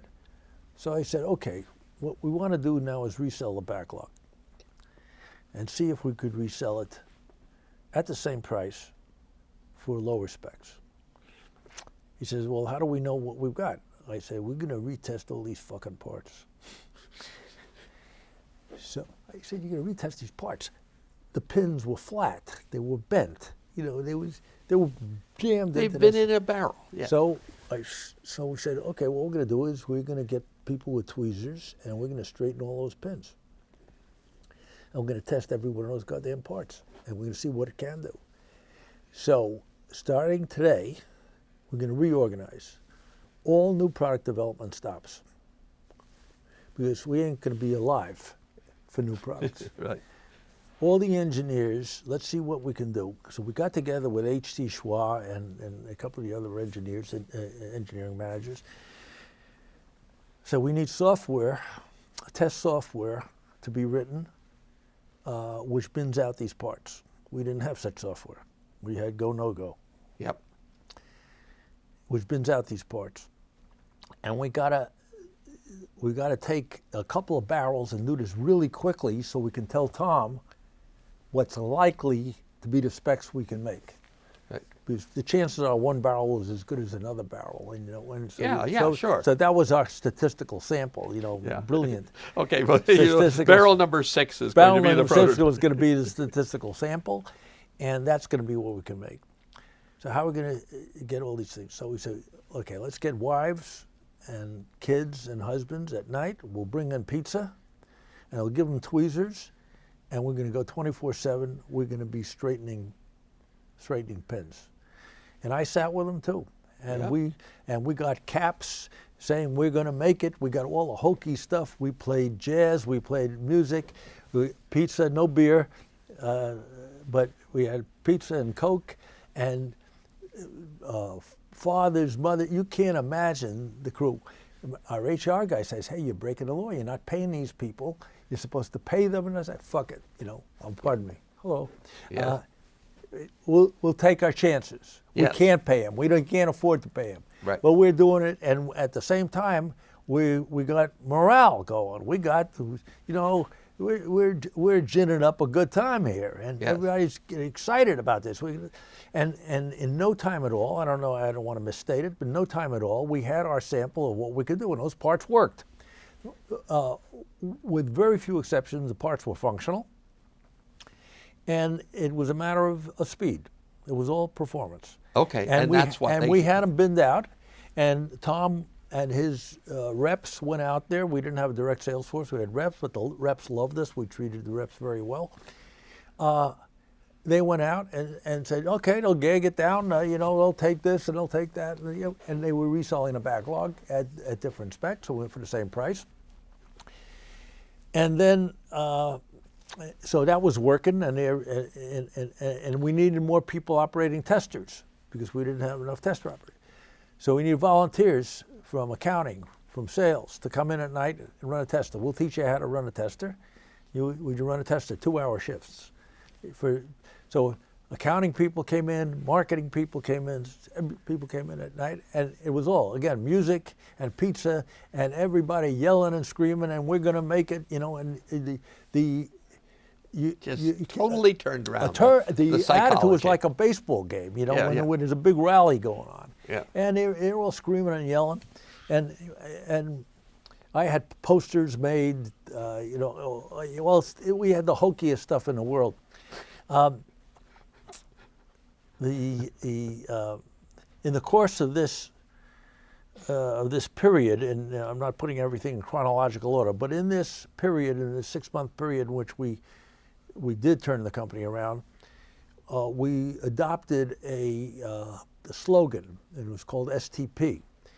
And we had cans of STP laying around. And I used to have one in my office. And STP is the engine additive that makes your engine run more smoothly. Right. But we're going to have STP, which is going to make our engine run more smoothly. And S is self-fulfilling prophecies, T is trust, and P is pride. And this is going to be our formula. Self-fulfilling prophecy. We can do it. We will do it. We'll make it happen. Trust. We're going to trust each other. We're not going to second guess each other. If you say it, I believe you, and we'll do it. And pride. Sick and tired of working for a loser. This is going to be the greatest goddamn company. There was not a Silicon Valley then, but in the peninsula, in Sunnyvale, we're going to show them. And people latched onto that. And we had STP caps, and we did all this hokey stuff. And just people showed up and put out. And these barrels of parts got tested, and a lot of them got shipped. And Callahan, it took him 3 or 4 months, and he fixed the goddamn fab, and the yields were going up. And I don't know how long it took, but it didn't take long, maybe 6 months, before we broke into the black again. Never needed any more money. We did it with the people we had. We had no other products, no new equipment, no new people. The same people who were going down the tubes took it out of the tubes. It was a great learning experience. Wow. It was a great learning And experience. no cash infusion. And no cash infusion. We got cash afterwards. Once you show you could do it. Once we when showed, you don't need it. We did. We needed it because Bank of America had the leases on our fab equipment, and they kept threatening to pull the plug, and they wouldn't give me a variance until the end of the month. They wouldn't give it to me in advance. They'd have to see, they'd give me a variance if we made our numbers at the end of the month. They were really harsh. And it put a lot of pressure on me, so I went out. I had worked with Tom Perkins at Optics Technology, and I called Tom, and he was leading venture capital Light at that time. And I said, Tom, we don't really need it, but life will be much easier if we had a couple, $3 million. And I told him the story, and he led the round. $750,000 from Kleiner Perkins. This is small money times. Yes. $750,000 from Kleiner Perkins. Sutter Hill was there. Venrock was there. A few others. We did a $3 million deal. For almost all of those venture firms, it was one of the highest returns they ever had. Not the most dollars they've ever made. But in multiples. In multiples, because we closed the deal. We shook hands on the deal in December of 79. Yep. We closed the deal in December 79. We got the money in January of 1980, and we went public in August of 1980. Yep. Okay. So it was a terrific deal for them, and it took the financial pressure off of us. And our revenues and profit, we started to make money, and the revenues were on a ramp. In the course of that, I went to visit a number of customers because I had a tough message that I had to impart to them. I went to Data General. I forget the guy who was head of purchasing at Data General at that time. He was a tough guy. Yeah. And I went to him, and among Hewlett Packard and DEC and others, and I told him, here's the problem I have. We have yield problems, and we can only get so many wafers out. So it's getting fixed, but for the next 3 or 4 months, we're going to have a real problem. And I need X dollars of revenue per wafer in order for the company to survive. I just laid it out for him. There was not nonsense. I said I need X dollars of revenue per wafer. If I'm going to make a wafer for you, and I was talking to Hewlett Packard now, they were using 16-bit ROMs, and we were sole supplier. Yeah. If I'm going to make a wafer for you, and I'm getting 25 die per wafer, I got to charge you $40 a part. Yep. In order to make my these are phony numbers. Yeah, but I understand. You had the math all right. You'd done the math. And he said, that's triple what we have on our purchase order. I said, yep, it is. But I'm charged with getting this company to survive. I can't deliver those parts at $12 or $15, whatever price is. I can't deliver those parts. You can sue me, but we don't have anything. You're not going to get anything, and you're not going to get your parts. Right. What I have to do, my highest priority here is saving the company. So I've got to get $40 for those parts or no parts. They look at me and say, get the lawyers in here. I said, you can get the lawyers in here. Ain't going to help. This is when you have nothing to lose. You're fearless. Yes. You can't intimidate me. Right. You're not going to get me for criminal activity. You're not going to. This is civil, and right. Civil you can only get financial reparations or financial, and we have no financials. Yeah, we don't have any. We're money. broke. We're bankrupt. Right. You got to bet on us to survive. So help us survive, and as soon as we can, we'll get the price down again. Well, the guy at Data General, he brought a lawyer in, and I said, look, I got a lot of people I have to talk to. This is not very pleasant for me. Either that guy leaves this room and we talk about what we have to do together, or I leave, and you don't get any pals. Yeah. He says, you're intimidating me, you're threatening me, or you're extortion. I said, it's not. It's read my lips, or whatever I said to him. Yeah. Listen to me. They made me the CEO. I gotta be, well, they made me the president, not the CEO. I gotta save the company. This is the way I have to do it. You gotta give me a better, tell me how to do it. Yeah. Give me a better idea. Give me a better idea. So the lawyer left, and HP signed up. HP was very angry. We tripled the price. And HP, they were very angry, and they put terms in it that the price goes down if we don't deliver on this. So we didn't start this until we built up a little inventory, so I wouldn't have to pay any penalties. But the upshot with HP is we hand delivered the parts every week to HP. It was a few blocks away. Yeah. We hand delivered the parts every week. And one fine day, the rep who handled HP and a local guy who worked for us went into HP and said, "We got some news from you and news for you." And the guy said, "What now?" And they said, "We're going to lower the price by 50%. And I said, "What?" I said, "We're lowering the price by 50%. It was $40, and now it's $20, whatever it was. Still higher than the original price." Yes. Never heard of it before. I got a letter from the VP of material at HP, said it was the first time in his entire career that a vendor unilaterally lowered the selling price. We were the fair-haired boys at HP.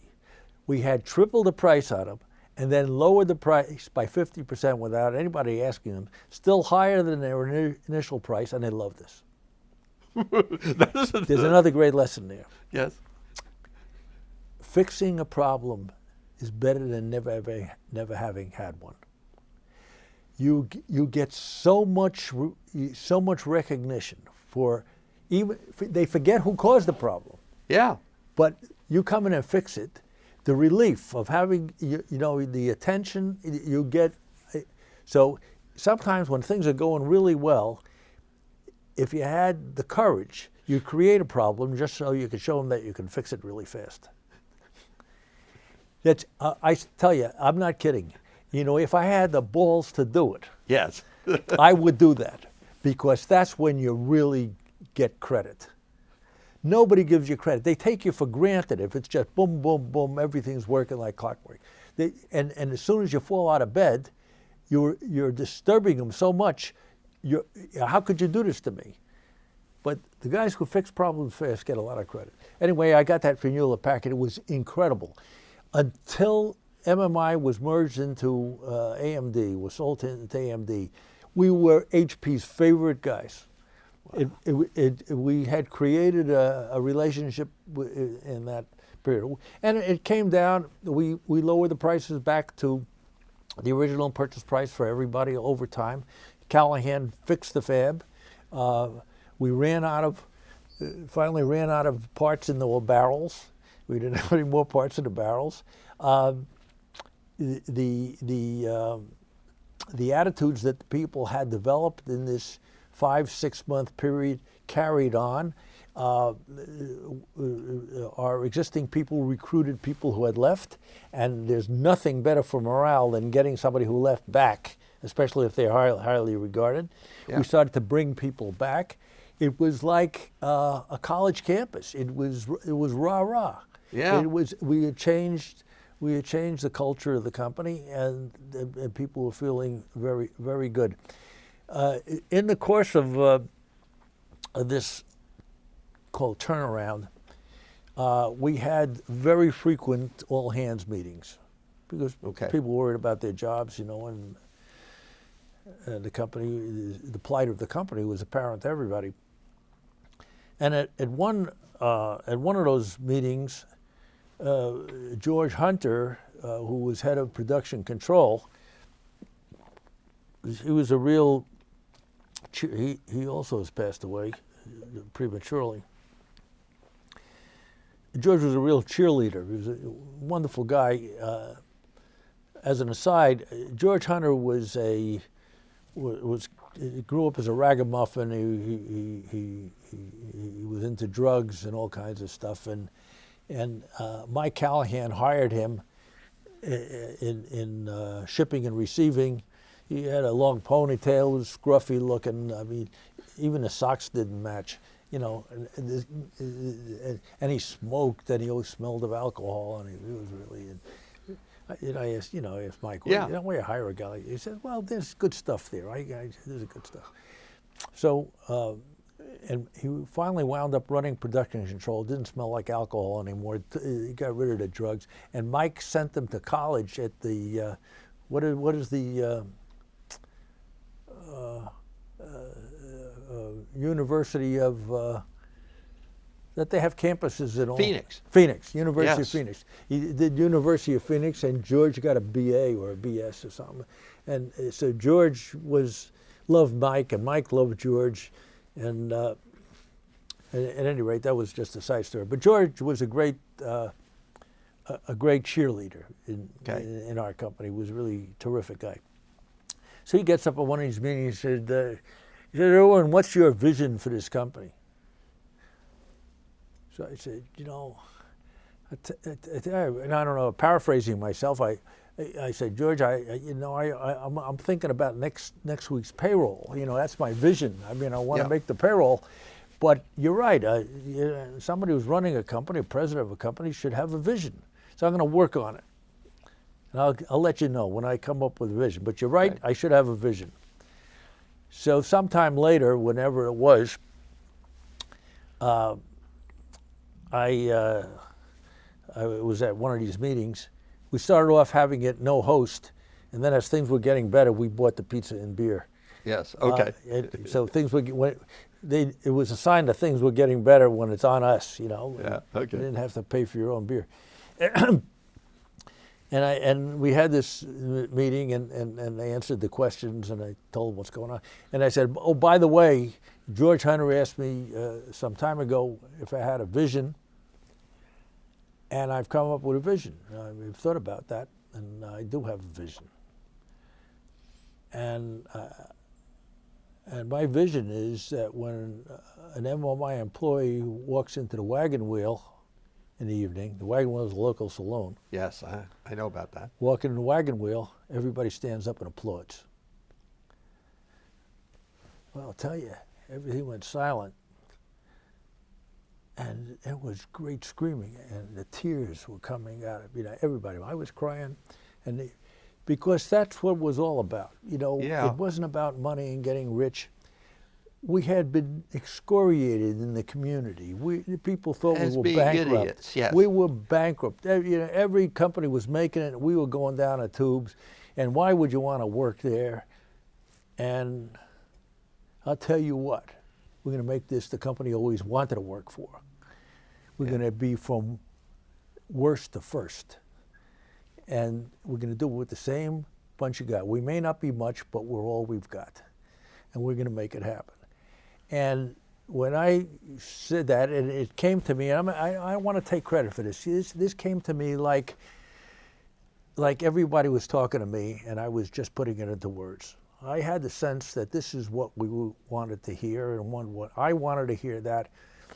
And the notion that you walk into the bar and everybody stands up and applauds, and you have that kind of recognition. And respect.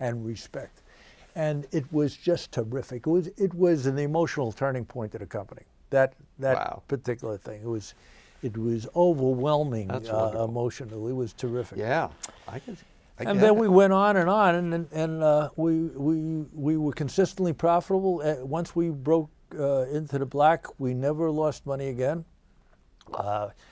Through two subsequent semiconductor downturns, we never laid off anybody.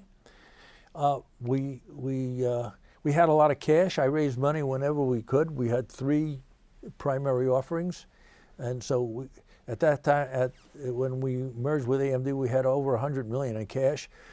We were doing $400 million in revenue by that time, which is not bad even now. Yeah. But that was big money. We're a $400 million rate, about $35 million a month, and we had a lot of cash at that time, and so we played accounting tricks. We in one of the downturns, wasn't an accounting trick. Well, we did. It was an accounting trick. We said, okay, we're gonna be on 4-day work weeks. Okay. You know, the notion I gave him, I said, look, when I went through tough times with my family, I have 4 kids, I didn't throw one of the kids away. We just ate less. We just made it work. Yeah. So this is what we've got. We're going to make it work. We want everybody to stay. I recognize that some of you have mortgages, and with a 20% pay cut, you can't make it. You got to do what you got to do. But we got to do what we want to do. Here's the deal. The deal is that we want to keep everybody in place so when things turn around, we can instantly increase productivity and we'll be ahead of the pack. Right. We'll be responsible. Everybody will be scurrying to hire people. They have laid off. They've caused ill will. We're going to stay together as a family, and we're going to be ready to go when things, and that's the deal. Now, if you can't handle that, what we'll do is advance vacation to a certain level, because we have the cash to do it. We didn't have a cash problem. We had a P&L problem. Yep. So we have the cash to do it. So we'll advance you the pay you're losing against vacation. So you lose your vacation for some years in the future. And of course, if you leave the company, you're going to have to pay it back. It's going to be an accounts receivable. Right. We're advancing you this money. So some people took advantage of that, and some didn't. Some just bit the bullet. And some left, but not many. Yep. And then when things really got better, I'm making it up, a year later, 6 months later, 2 years later, who remembers? We bonused out the receivable. Ah. And we gave it all back to them, you know, and because we had the cash to do it, and then we had the P&L to do it. So we played accounting games, Okay. and we stayed profitable, and we kept all our people. Ah, so that's what you did during the after the first recovery. After the first recovery, that's when we went through the when downturns. you went through the downturns, which always come, and everybody has to lay off. And we were the only guy. Intel was laying off. Everybody's laying off. We were not laying off a person. Didn't lose a nickel. Didn't lose a nickel in any month subsequently to that. The most consistently profitable, and we were because everybody understood the game. Everybody understood that it was one for all and all for one. I mean, it's not bullshit, Gardner. No, This is real. You know, we tried to take care of one another. Yes. And at the same time, make good products and make them to spec, and all of that stuff was getting better as time was going on too. And then finally, the reason we sold ourselves to AMD, things were going well. We had very large market share, probably 65% market share. TI had 25%, National had 10 or something. Yeah, well, but the Powells had been very successful. Very successful, and we owned the market. But what happened along the way was Cypress Semiconductor got started. Yep. And I knew TJ, and he was telling me, he says, you know, bipolar is gone. It's history. I said, what are you talking about? You know, he says, a few years from now, there won't be any bipolar. CMOS can be just as fast, and the power is much less. And people are not going to, you know, as performance keeps going up and you keep drawing more and more power and cost of heat sinks and power budgets, you're not going to be able to do it. And he convinced me that that was correct. Yeah. So I said, look, TJ, you guys are using, I forget what fab they were using. You're using some crap. We got a fab that's hardly being used because this was during a down time. Yep. We got a fab that's hardly being used. Why don't you, it was just a startup. He had no revenues yet. I said, why don't you do... He'd started Cypress, though. He had started Cypress. He'd left, yeah, he left He had led AMD, and why don't you use our fab to do your development work? We'll take some stock for that. Yep. We don't need the cash. Right. We'll also guarantee your leases, and you'll give us stock for that. Okay. And you'll teach us how to make CMOS.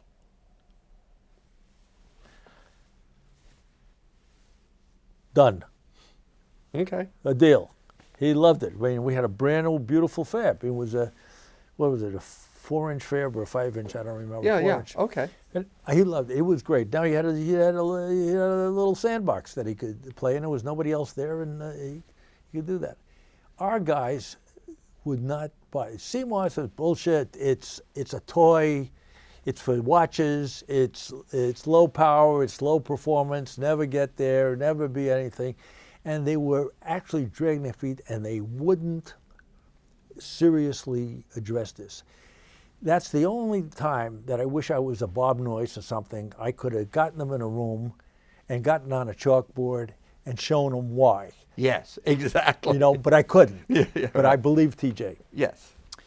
And he was right. Yeah, of course. So when Jerry and I met one evening at an event, he said, Irwin, maybe we ought to talk. And I said, Jerry, I've been thinking the same thing. And we had very complementary things. We were hardly any overlap. And if our guys had adopted CMOS, we'd be Altera or Xilinx today. The chip innovations would have come, but they wouldn't do it. They wouldn't do it. And I don't. I'm telling you this not pejoratively. Yes. Those guys. It was the most wonderful time of my life, and I was surrounded by the most wonderful people I've ever been in. And they were loyal, and they were honest, and they were hardworking, and they all made it happen. It couldn't have happened without hardly any small bunch of them. Everybody put in an enormous amount of emotional and intellectual and physical energy into it. So it was a great experience. But they were just captive of their own preconceived notions. So we wound up selling to AMD. It was successful. It was a successful merger, as a matter of fact. Jerry didn't lose any market share in PALs. He had some PAL business. Yeah, I know he had some. That was his own. That was pretty good, and he didn't lose any market share. We had a guy, Rich Forte, who went to Texas and fixed his EEPROM business. He was bleeding. His EEPROM business in Texas was bleeding. Rich went in there and fixed it. Rich was a terrific operations guy that we had at that time, worked for Mike Callahan. So we had $100 million in cash. Jerry was out of cash. He had never had a market-leading product. PALs were his first market-leading product. So everything worked. And I have great affection and high regard for Jerry, but unfortunately my wife suddenly died shortly after that, and I left. Yeah. Okay, I was wondering because I mean it was a merger, and you were vice chairman. I was vice chairman, but I told Jerry one of the reasons that it worked between Jerry and me is I told Jerry I am not going to be a competitor with him for his job. I'll make him, my job is to make him successful and look as good as possible. And he really liked that, and I was serious about it. I didn't want to run that company, combined company. And I didn't know what I was going to do next. But then when my wife died, I just left, and I stayed home for a while. She died. It was just. Yeah. She was 50 years old. She died of a heart attack. I mean, how can that happen? How can it happen? And she's 50. She looked 35 or 40. She was vital, and she's a wonderful lady, and she just died. Yeah. So, unfortunately, tragedy happens. It comes to everybody's life in one form and one time or another. Right. So I left, and Jerry was very kind and understanding, and the fellows who represented us in the transaction, Dillon Reed and Company, which is an old white shoe firm. Yep. John Birkeland, who was the chairman of that company, he came visited me at home in Saratoga, and he convinced me to get out of my rut and get out of my my morning and go to work for Dillon Reed. And I went to work for Dillon Reed for 2 years as a managing director of Dillon Reed. Yeah. Now, what were you doing there? Whatever. I was Phil Young, who's been my partner here since 1990. He was with Dillon Reed running their venture capital operation. Well, didn't they have something in what, Concord? Concord Partners. That's what I thought. Concord Partners. And so I joined Phil as a co-manager of Concord Partners. Okay. And also we were both also managing directors of the firm. We brought in a little Silicon Valley business here and there. And Yeah. John recognized that Dillon Reed didn't have a footprint in technology. Right. So he thought that maybe I could help doing that. And I did a little bit of that, but Yeah. mostly it was venture capital, Yeah. Okay. which we did okay. And, Yeah. and then we all came right. to USVP. Now, did you also at MMI, I know you did sort of a deal with Cypress. Did you do anything with Altera Xilinx? We invested in Xilinx. Okay. The guys. Yeah, tell me about that. How Well, that Tim happened. Propek was our VP of marketing, and he came to my office one day. He says, "You know, these guys at Xilinx, they're coming up with a programmable gate array that is something. It's an architecture that is, first of all, it's CMOS, which we don't have, and secondly, it's an architecture to which our architectures do not scale. Right. It's a different. It's a different approach. Different to approach. Solving somewhat the same design problem, but a different The approach. same application. Yes, same application. Same applications, but in greater density. Right. So I brought some of our guys together and said, you know, educate me, and they all agreed. They all agreed that our approach, Super Pals, wouldn't scale. We would double the density, double the size of the chip, for a 25% increase in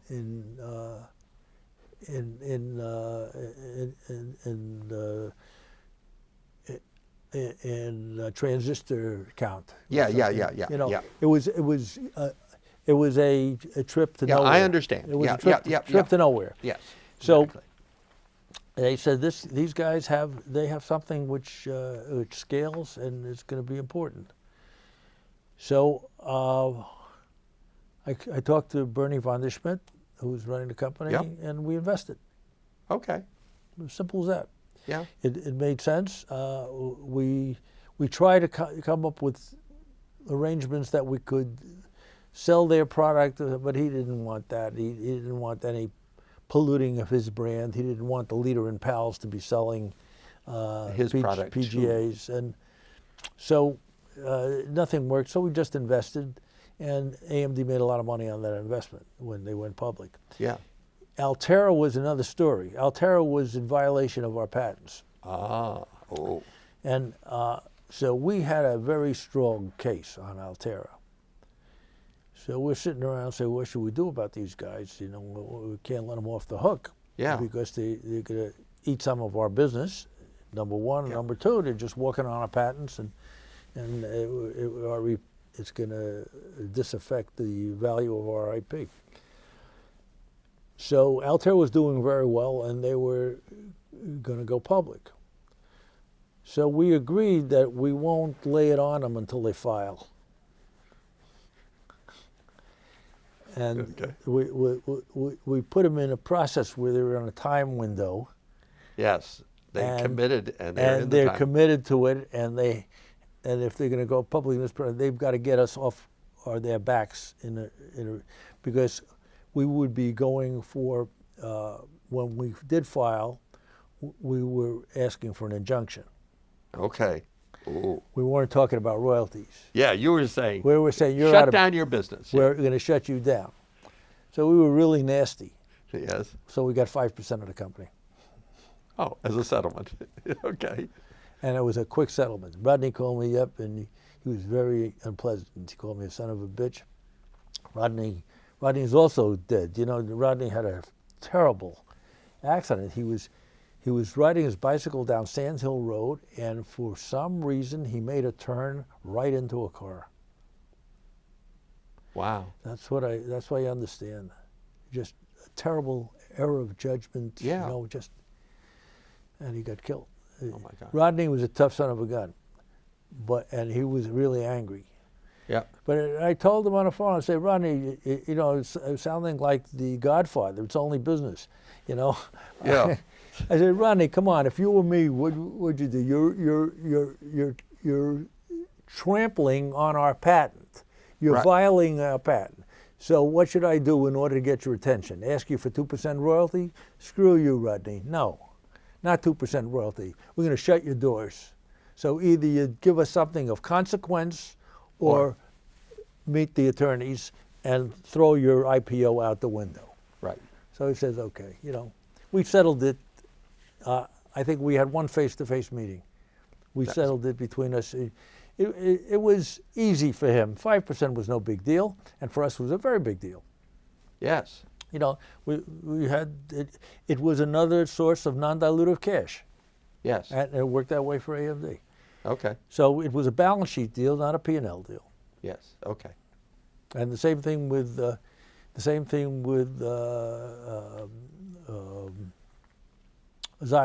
Xilinx. Yeah. Same thing with Xilinx. I would have loved to do P&L deals, but the P&L deal that we had to do was to learn CMOS, and we didn't get that done. Yeah. Yeah. That would have been It's the life. big win. It's life, but everybody made out well, and the half-life of what was created in that company, and what was created, not what I created, what we created. Yes. The half-life was enormous. For 15 years, I think, since 87, 02, call it 15 years, till after 2000, they were still publishing a company newspaper, an MMI newspaper, where the news of the babies and the deaths and the marriages, really? and every month we had reunions on a regular basis. Wow. George Hunter did the reunions, Okay. and so the half-life of the culture we created continued, and the careers. We created a number of CEOs, and people had very successful executive careers and professional careers. Yeah, yeah. So altogether, it worked. Yeah, the whole thing it was worked. good. Yeah. All right. Very cool. Okay. So you go spend a little bit of time at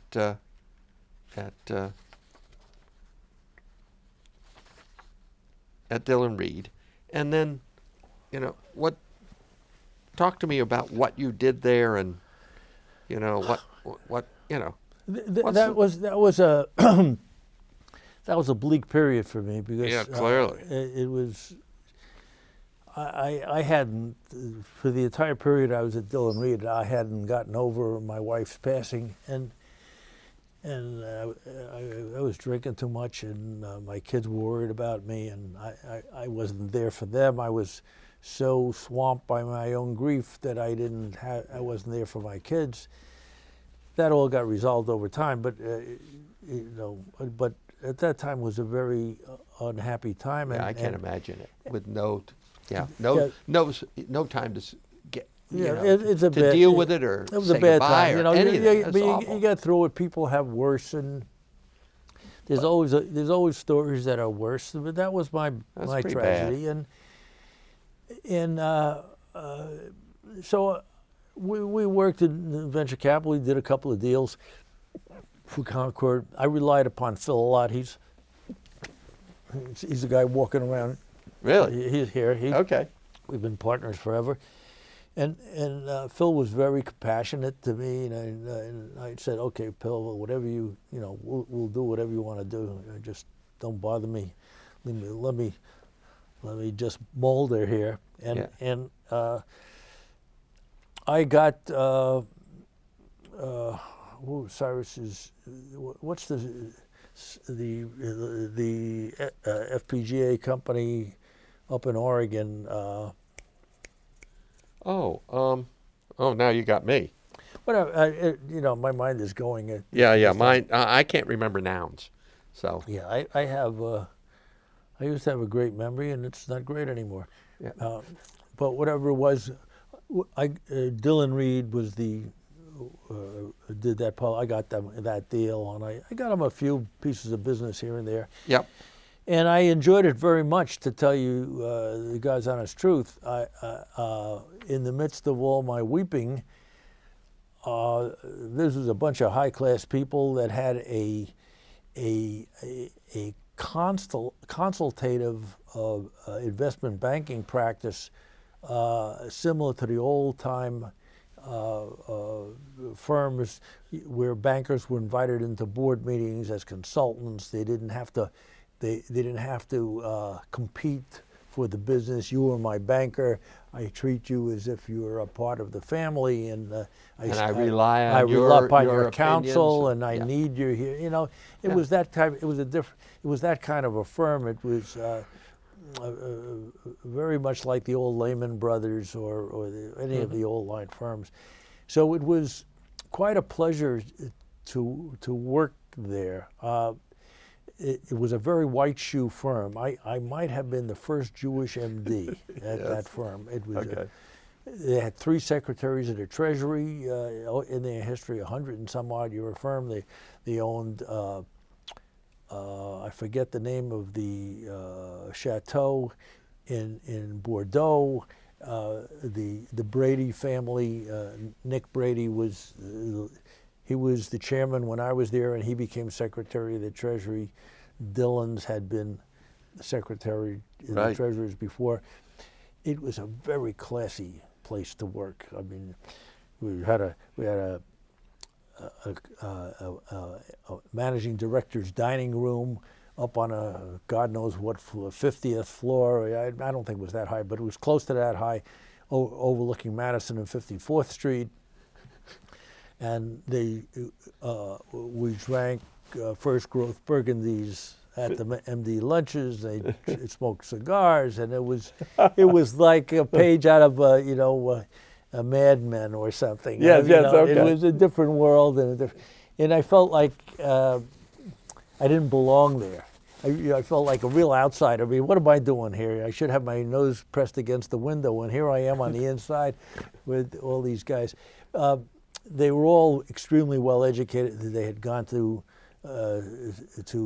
finishing schools. You know, they had gone to intermediate school. They didn't go to public schools. They went to, and then they went to Yale and Harvard and Princeton and whatever. And I would go call on customers with these guys, and they were all tall and good looking and had a lot of hair and wore nice suits, and they just looked the role, you know. And I always felt a bit disheveled in their presence.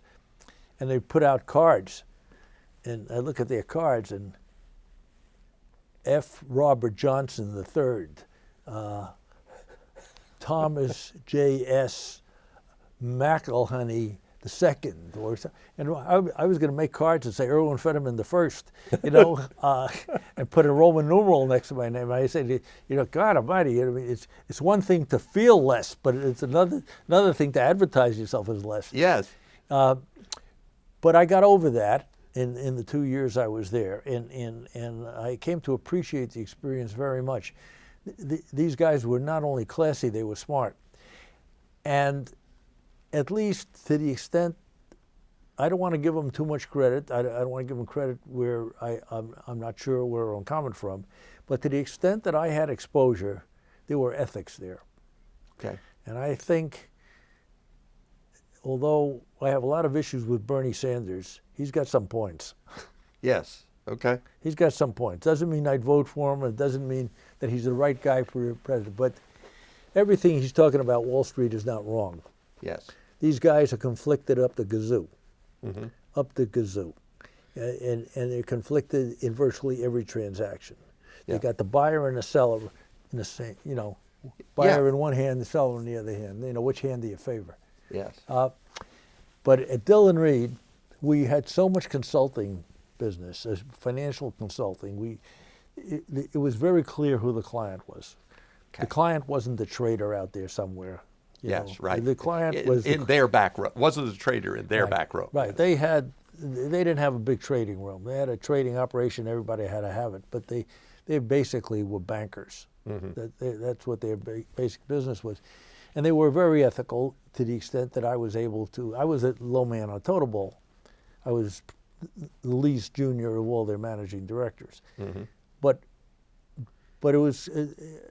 I felt at the time, and increasingly over time, that I was very privileged to work there, and very, very privileged to know John Birkeland, who is now a much older man and he's not doing so well.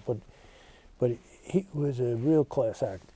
Good. And what you would kind of idealize as the head of an investment banking firm. I mean, he had the persona, he had the gravitas, he had the looks. He was a naval officer during the Second World War. I mean, he just had all the credentials. Okay.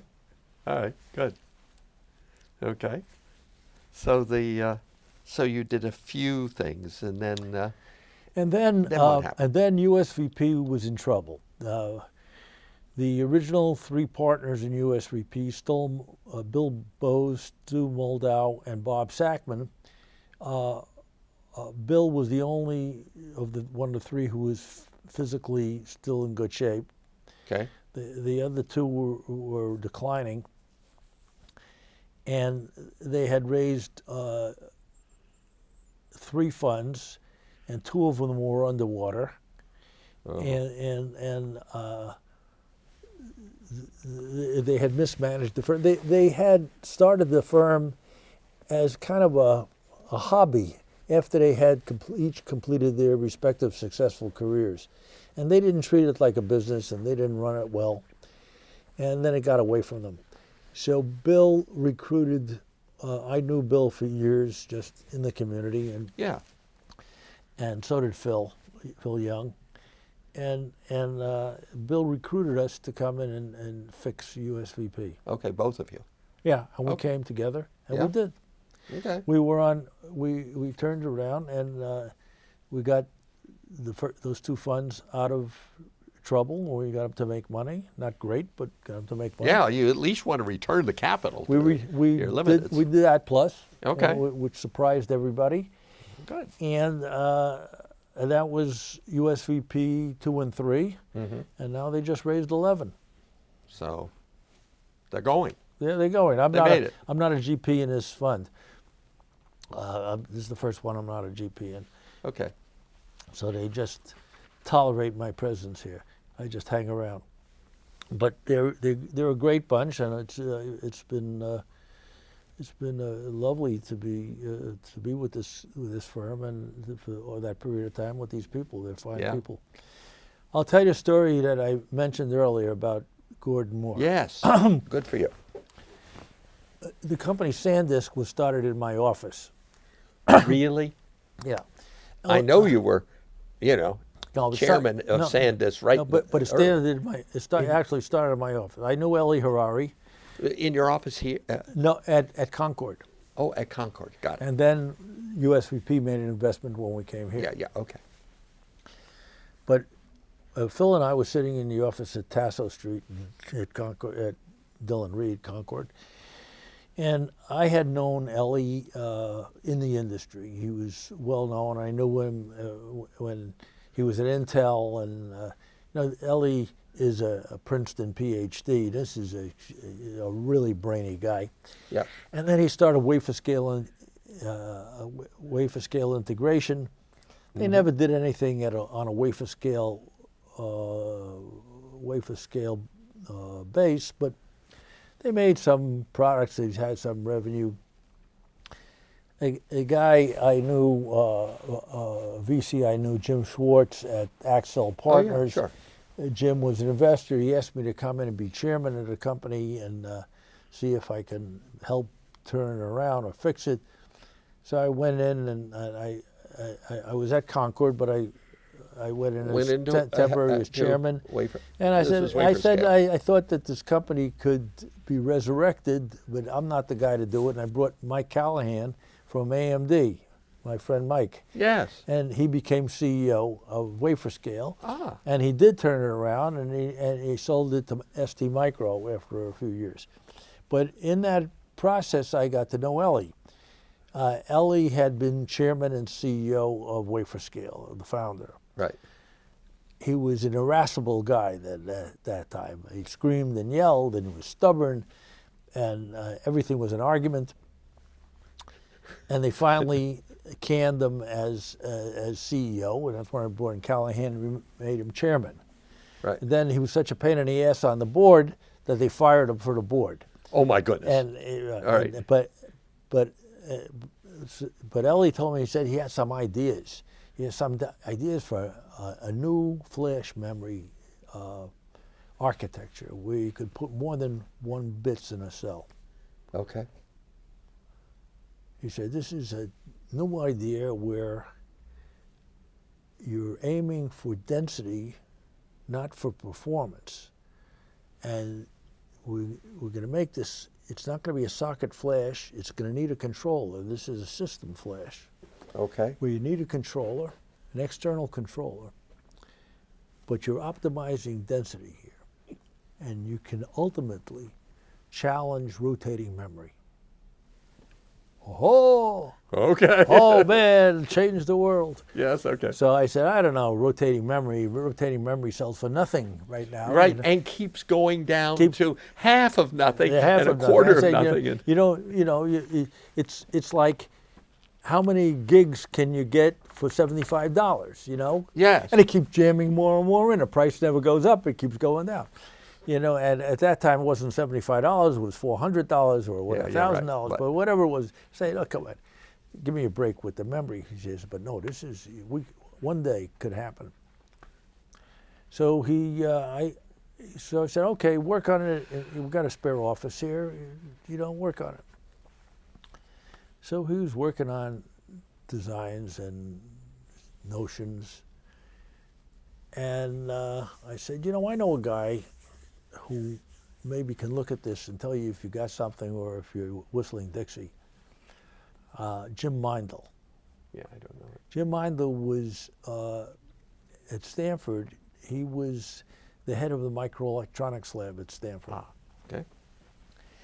And he was one of the prominent device physicists in the United States. So I knew Jim. I heard a talk by Jim once. I used to go to these technical talks, not understanding 80% of it or 90% of it, but just to get the relationship of the jargon, just to Well, you're get learning. Learn as much as you can. yeah, just to get a sense of it. What's important. I'm sure you were learning a lot. I was learning. I got a sense A of lot what, of it's common sense what once wa- you learn. what was important. job. What the important trends were, what words they were using over and over again.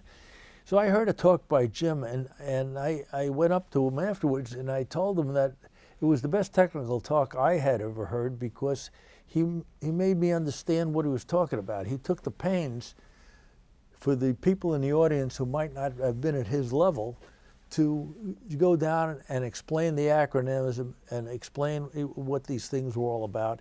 And it made the whole subject so much more approachable. So many of these talks or discussions you have, people use acronyms, and if you ask them what it means, they won't even know. They don't even know. Someone don't know what they know what it refers to in concept. Yes. But they don't know what the letters mean. Yeah. But when you know what the letters mean, you get some things formed in your head of what it's all about. Right. So that began the relationship that I had with Jim Mindel. And so I asked Jim if he would take a look at Ellie's designs. And since Jim was a device physicist and could really put these designs into a process in his head, first of all, is this manufacturable? And what is the likelihood of the performance that he is claiming he's going to get without simulations, without Yeah, yeah. So Jim said, I don't have much time. Particularly he was going to spend an hour or two. He spent the day with him. And at the end of the day, he said, this can work. Oh, wow. I said, okay, Jim, you think it can work? We've got two people in a company now. I am chairman, unpaid chairman, and he is CEO. Howie'd like to be head of the technology advisory committee, of which you're the only member, and we'll have 3 of us. And Jim said, okay, I'll sign on. As a result of signing on, Jim and his lovely wife now have a house on a lake in Georgia. He went on to be head of the Georgia Tech Microelectronic Labs and head of the electrical engineering department, and he's a tenured named professor. Wow. there. Okay. And they bought this house on the lake with the SanDisk money. Oh. Okay. And so we started SanDisk, and that's a whole nother story. But the company was going along, and things developed very slowly. And the company was probably saved by Al Shugart. You know the name Shugart. Oh, I know. Al I know who came in Al and is. he invested $30 million. He thought that there was a possibility that the disk business could could be be the next threatened. disk, yeah. So he put $30 million in, made a ton for Shugart later on. It never, only now is it beginning to affect their business, but Right. at that time it didn't. And Al went on the board. And we're sitting around one day, we got a situation. Intel is violating our patents. Ellie did a marvelous job on patent. You know, the ideal building of a patent portfolio is like the walls around Tokyo. Yeah.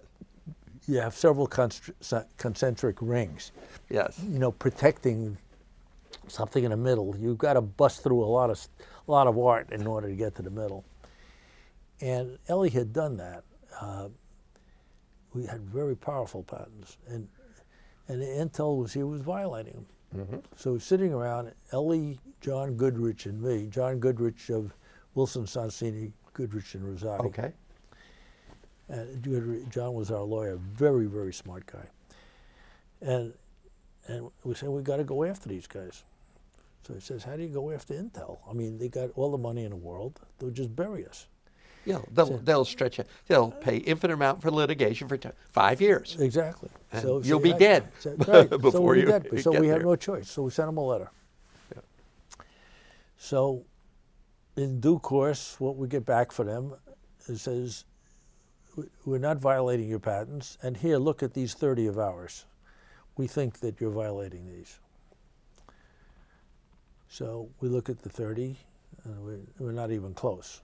So we send them back a letter, say, we're not touching any of this stuff, you're still violating our patent. Yeah. They send us a letter back, no, we're not, look at these 50. And they are sending us by the carload. So we're sitting around a year later or whatever and saying, what are we going to do with these guys? We've opened Pandora's box. They're giving us the back of their hand. They're stonewalling. And they're burying us. We're going to have to hire all kinds of people. Look at all these patents. They're going to keep sending us these patents. They got thousands of patents. So I said, you know, I know Gordon Moore. Gordon Moore is intellectually honest. Why don't we do this? Why don't we ask Gordon if he would listen to the argument, and we tell Gordon that we'd live with his decision. If he says he's not violating, we'll go away. And we'll look at their patents if they want to keep sending us patents. But if he says they are, if he agrees that Intel is infringing, that we'll have some kind of financial settlement. So we're talking about this and say, look, you know, you're putting your fate in this situation entirely in this fellow's hands. Mm-hmm. And he works for Intel. And he's a founder. He's a chairman. He's a yes, president. He's the chairman, right? But in the end, we agreed that what was the alternative? We got a very honest guy who's bigger than lowering himself to do the wrong thing for a few dollars. Mm-hmm. That was the bet. That was my bet. Mm-hmm. That he was above that. He's a technologist. You know, he's got the soul of a technologist. He's, you know, look at it from a technical standpoint. And then if there's a price to be paid, whatever price has to be paid, they can afford. It wouldn't disaffect their business in the least. And the alternative of not doing that is just to keep doing what we're doing here. They'll bleed us to death. Mm-hmm. And we want to assert this patent. We want to tell the world that we got something that's of value here. So I called Gordon. I agreed to do it. I called Gordon, and Ellie and I went up to Intel. Gordon had their attorney and the head of their flash business there. I just introduced Ellie. I was just there for moral support for Ellie. I could offer nothing to this conversation. Yeah. And Ellie went through on a whiteboard, chalkboard. Gordon asked a few questions, took a lot of notes. The meeting lasted longer than we had expected. I don't know, we expected 1 or 2 hours, and it lasted 3 or 4, whatever it lasted, but it went, nobody was paying attention to the clock. Gordon was not paying attention to the clock. We were just, he asked his questions, and then it ended. And then we finished. Ellie said, "Thank you very much." And I was standing there and say, I don't know, what am I supposed to say now? What are we supposed to do? I said, Gordon, I'd like to hear from you whenever you're ready, or something. I gave him some kind of... Gave him an out to not do it now. I gave him something, you know, that we wanted to do something next, that we weren't just going to go home. Well, to cut to the chase here, the settlement was $10 million from Intel. That was also a great lesson. You know, when you're dealing with quality, you put your CIA credentials away. Yeah. And you got an asset there. When you're dealing with people of integrity and quality, take advantage of it. Yeah. You know, people are trustworthy. And even though it might hurt them to say that they're wrong, you're gonna have to run to Vladimir Putin, you know, to get the contrary result. Yeah. With Gordon, I was nuts. I'll tell you, I was elated. We were all elated when we finally settled. They wouldn't pay us royalties. There was no way they were going to pay us royalties. They don't do royalties. They don't do royalties. Yes, exactly. But they wound up writing us a $10 million check. And while we were all elated, and I was thrilled with that, I think I expected it. Yeah, you expected him to do the right thing. If Ellie, if you're right, this guy will not tell you you're wrong. Right, or try to argue that you're wrong. To argue that you're wrong. He will not try to make, he's going to be honest about this. Right. You know, if you're right. So what this is going to determine whether you're right or not. Well, Ellie was right, and the upshot is for the last 10 or 15 years, Sandus has been getting over $400 million a year in royalties. Not from Intel. Right.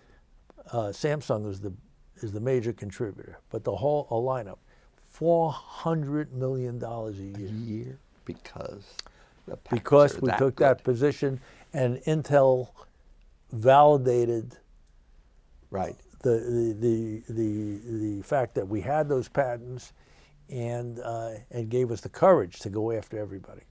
Yes. Okay. And the fact that they said no, you know, that yes, we do. We do. Then Samsung has a big mountain to climb. Well, that gives what we did with Samsung is we talked to them and they said no, go away, don't bother us. So we went to the ITC and we shut them down. They couldn't import their stuff in the United States. That got their attention. That's a good strategy. Yes, I like that. Yeah, that was good. Good. That was good. But what happens is once you get your position is confirmed then you get all sorts of courage. Yeah. Then you say, oh man, if these guys signed up, right, we got the goods. Yeah. Oh, that's a great story. So that's a good story. Great story. That's a good story.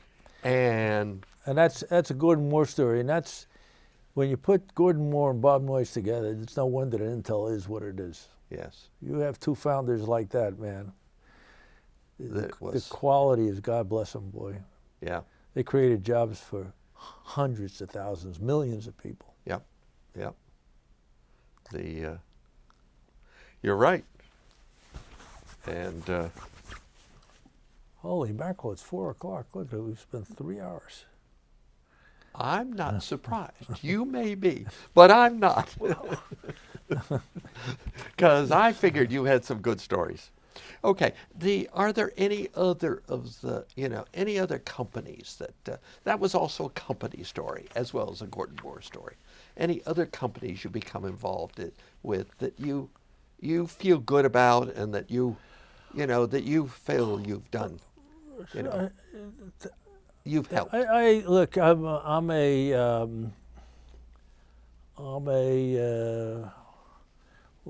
A camp follower for technologists.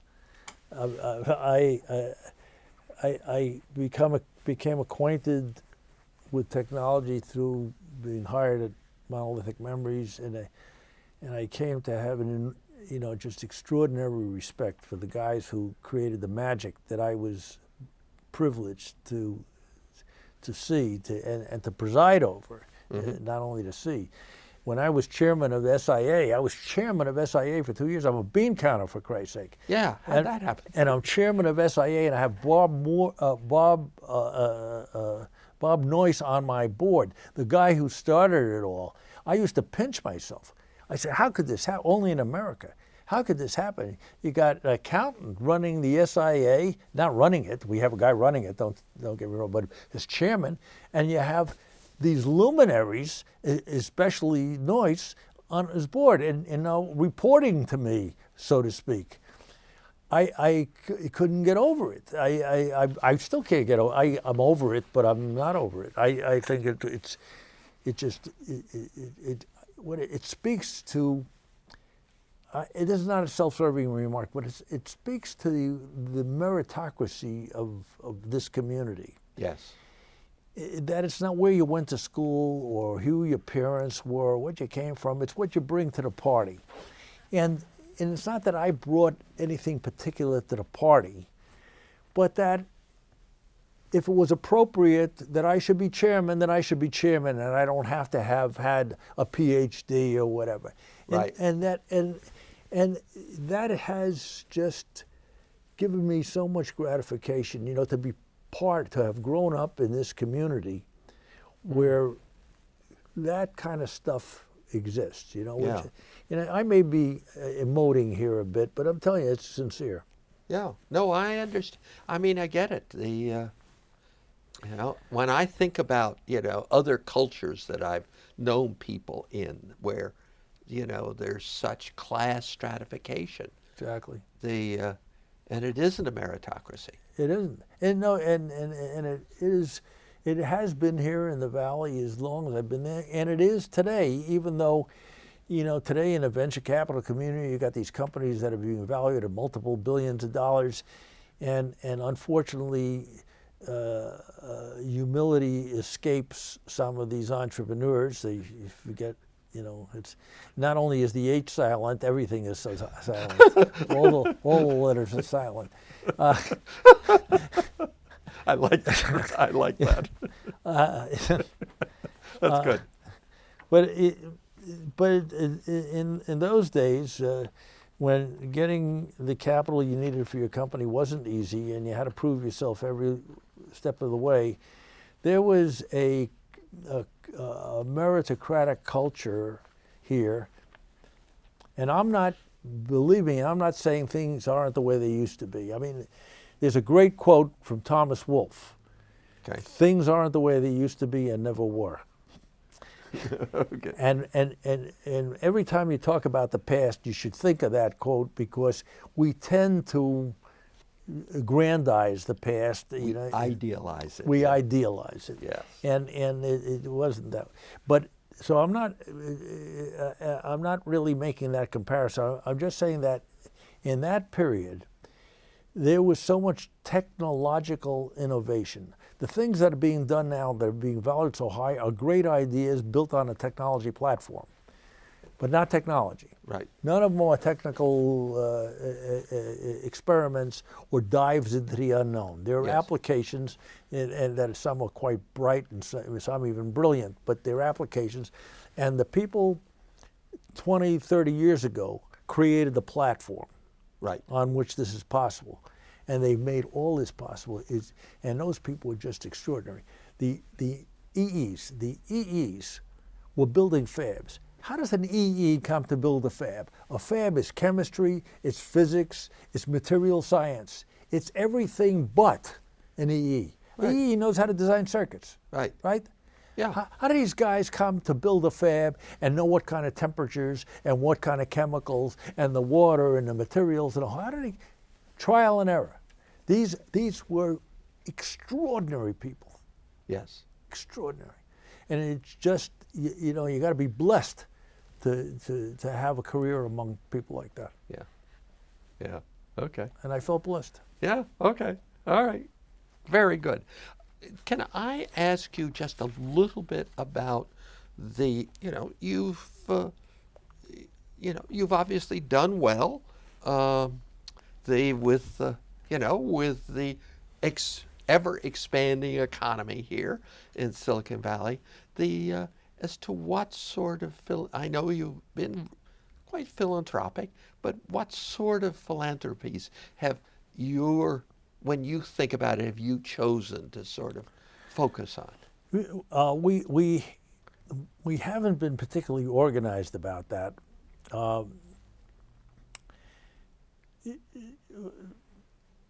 We're in a lot of different areas, and we don't have a particular focus. A part of the monies that we give away to disadvantaged kids primarily, and support education right here at home in East Palo Alto. We do a lot in East Palo Alto. And on the other hand, I believe that even though you can't draw the lines directly, supporting the arts in a community is a tide that raises all ships. Okay. And it brings the right kind of people into the community, improves the education. It doesn't only increase the number of good restaurants and whatever, but there's artisans who build the stage settings and whatever. So I have been a supporter of the Museum of Modern Art. I'm a trustee of the Museum of Modern Art in San Francisco, and the opera for a long time. Okay. Because I believe that those things inure to the quality of the community, and they have it. It's like throwing a rock in the Pacific Ocean. Sooner or later, a little wave comes up in Japan. Yes. There are residual impacts of that. But my wife is much stronger for direct impact. So we do things for abused children and the East Palo Alto community, and those are the two areas. Yeah. Okay. Okay. No, I'm always curious as to how your experiences mold your, and your thinking molds what you end up finding are appealing. Yeah. Okay. I had just a couple of general questions.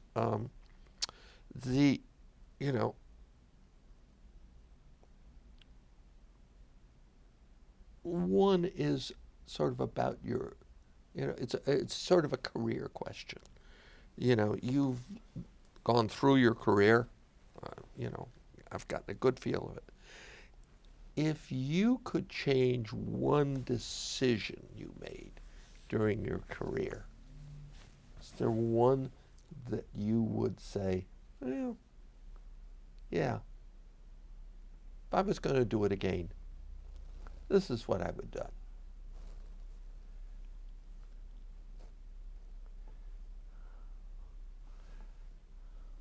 I have to really think about it. I've never thought about what I would change. because the question has come up, not to me, but in just general conversation. Well, what would you change? And the reaction I've always had to that, well, you find that it's like a fab process. If you change one thing, it has an effect on a million other things.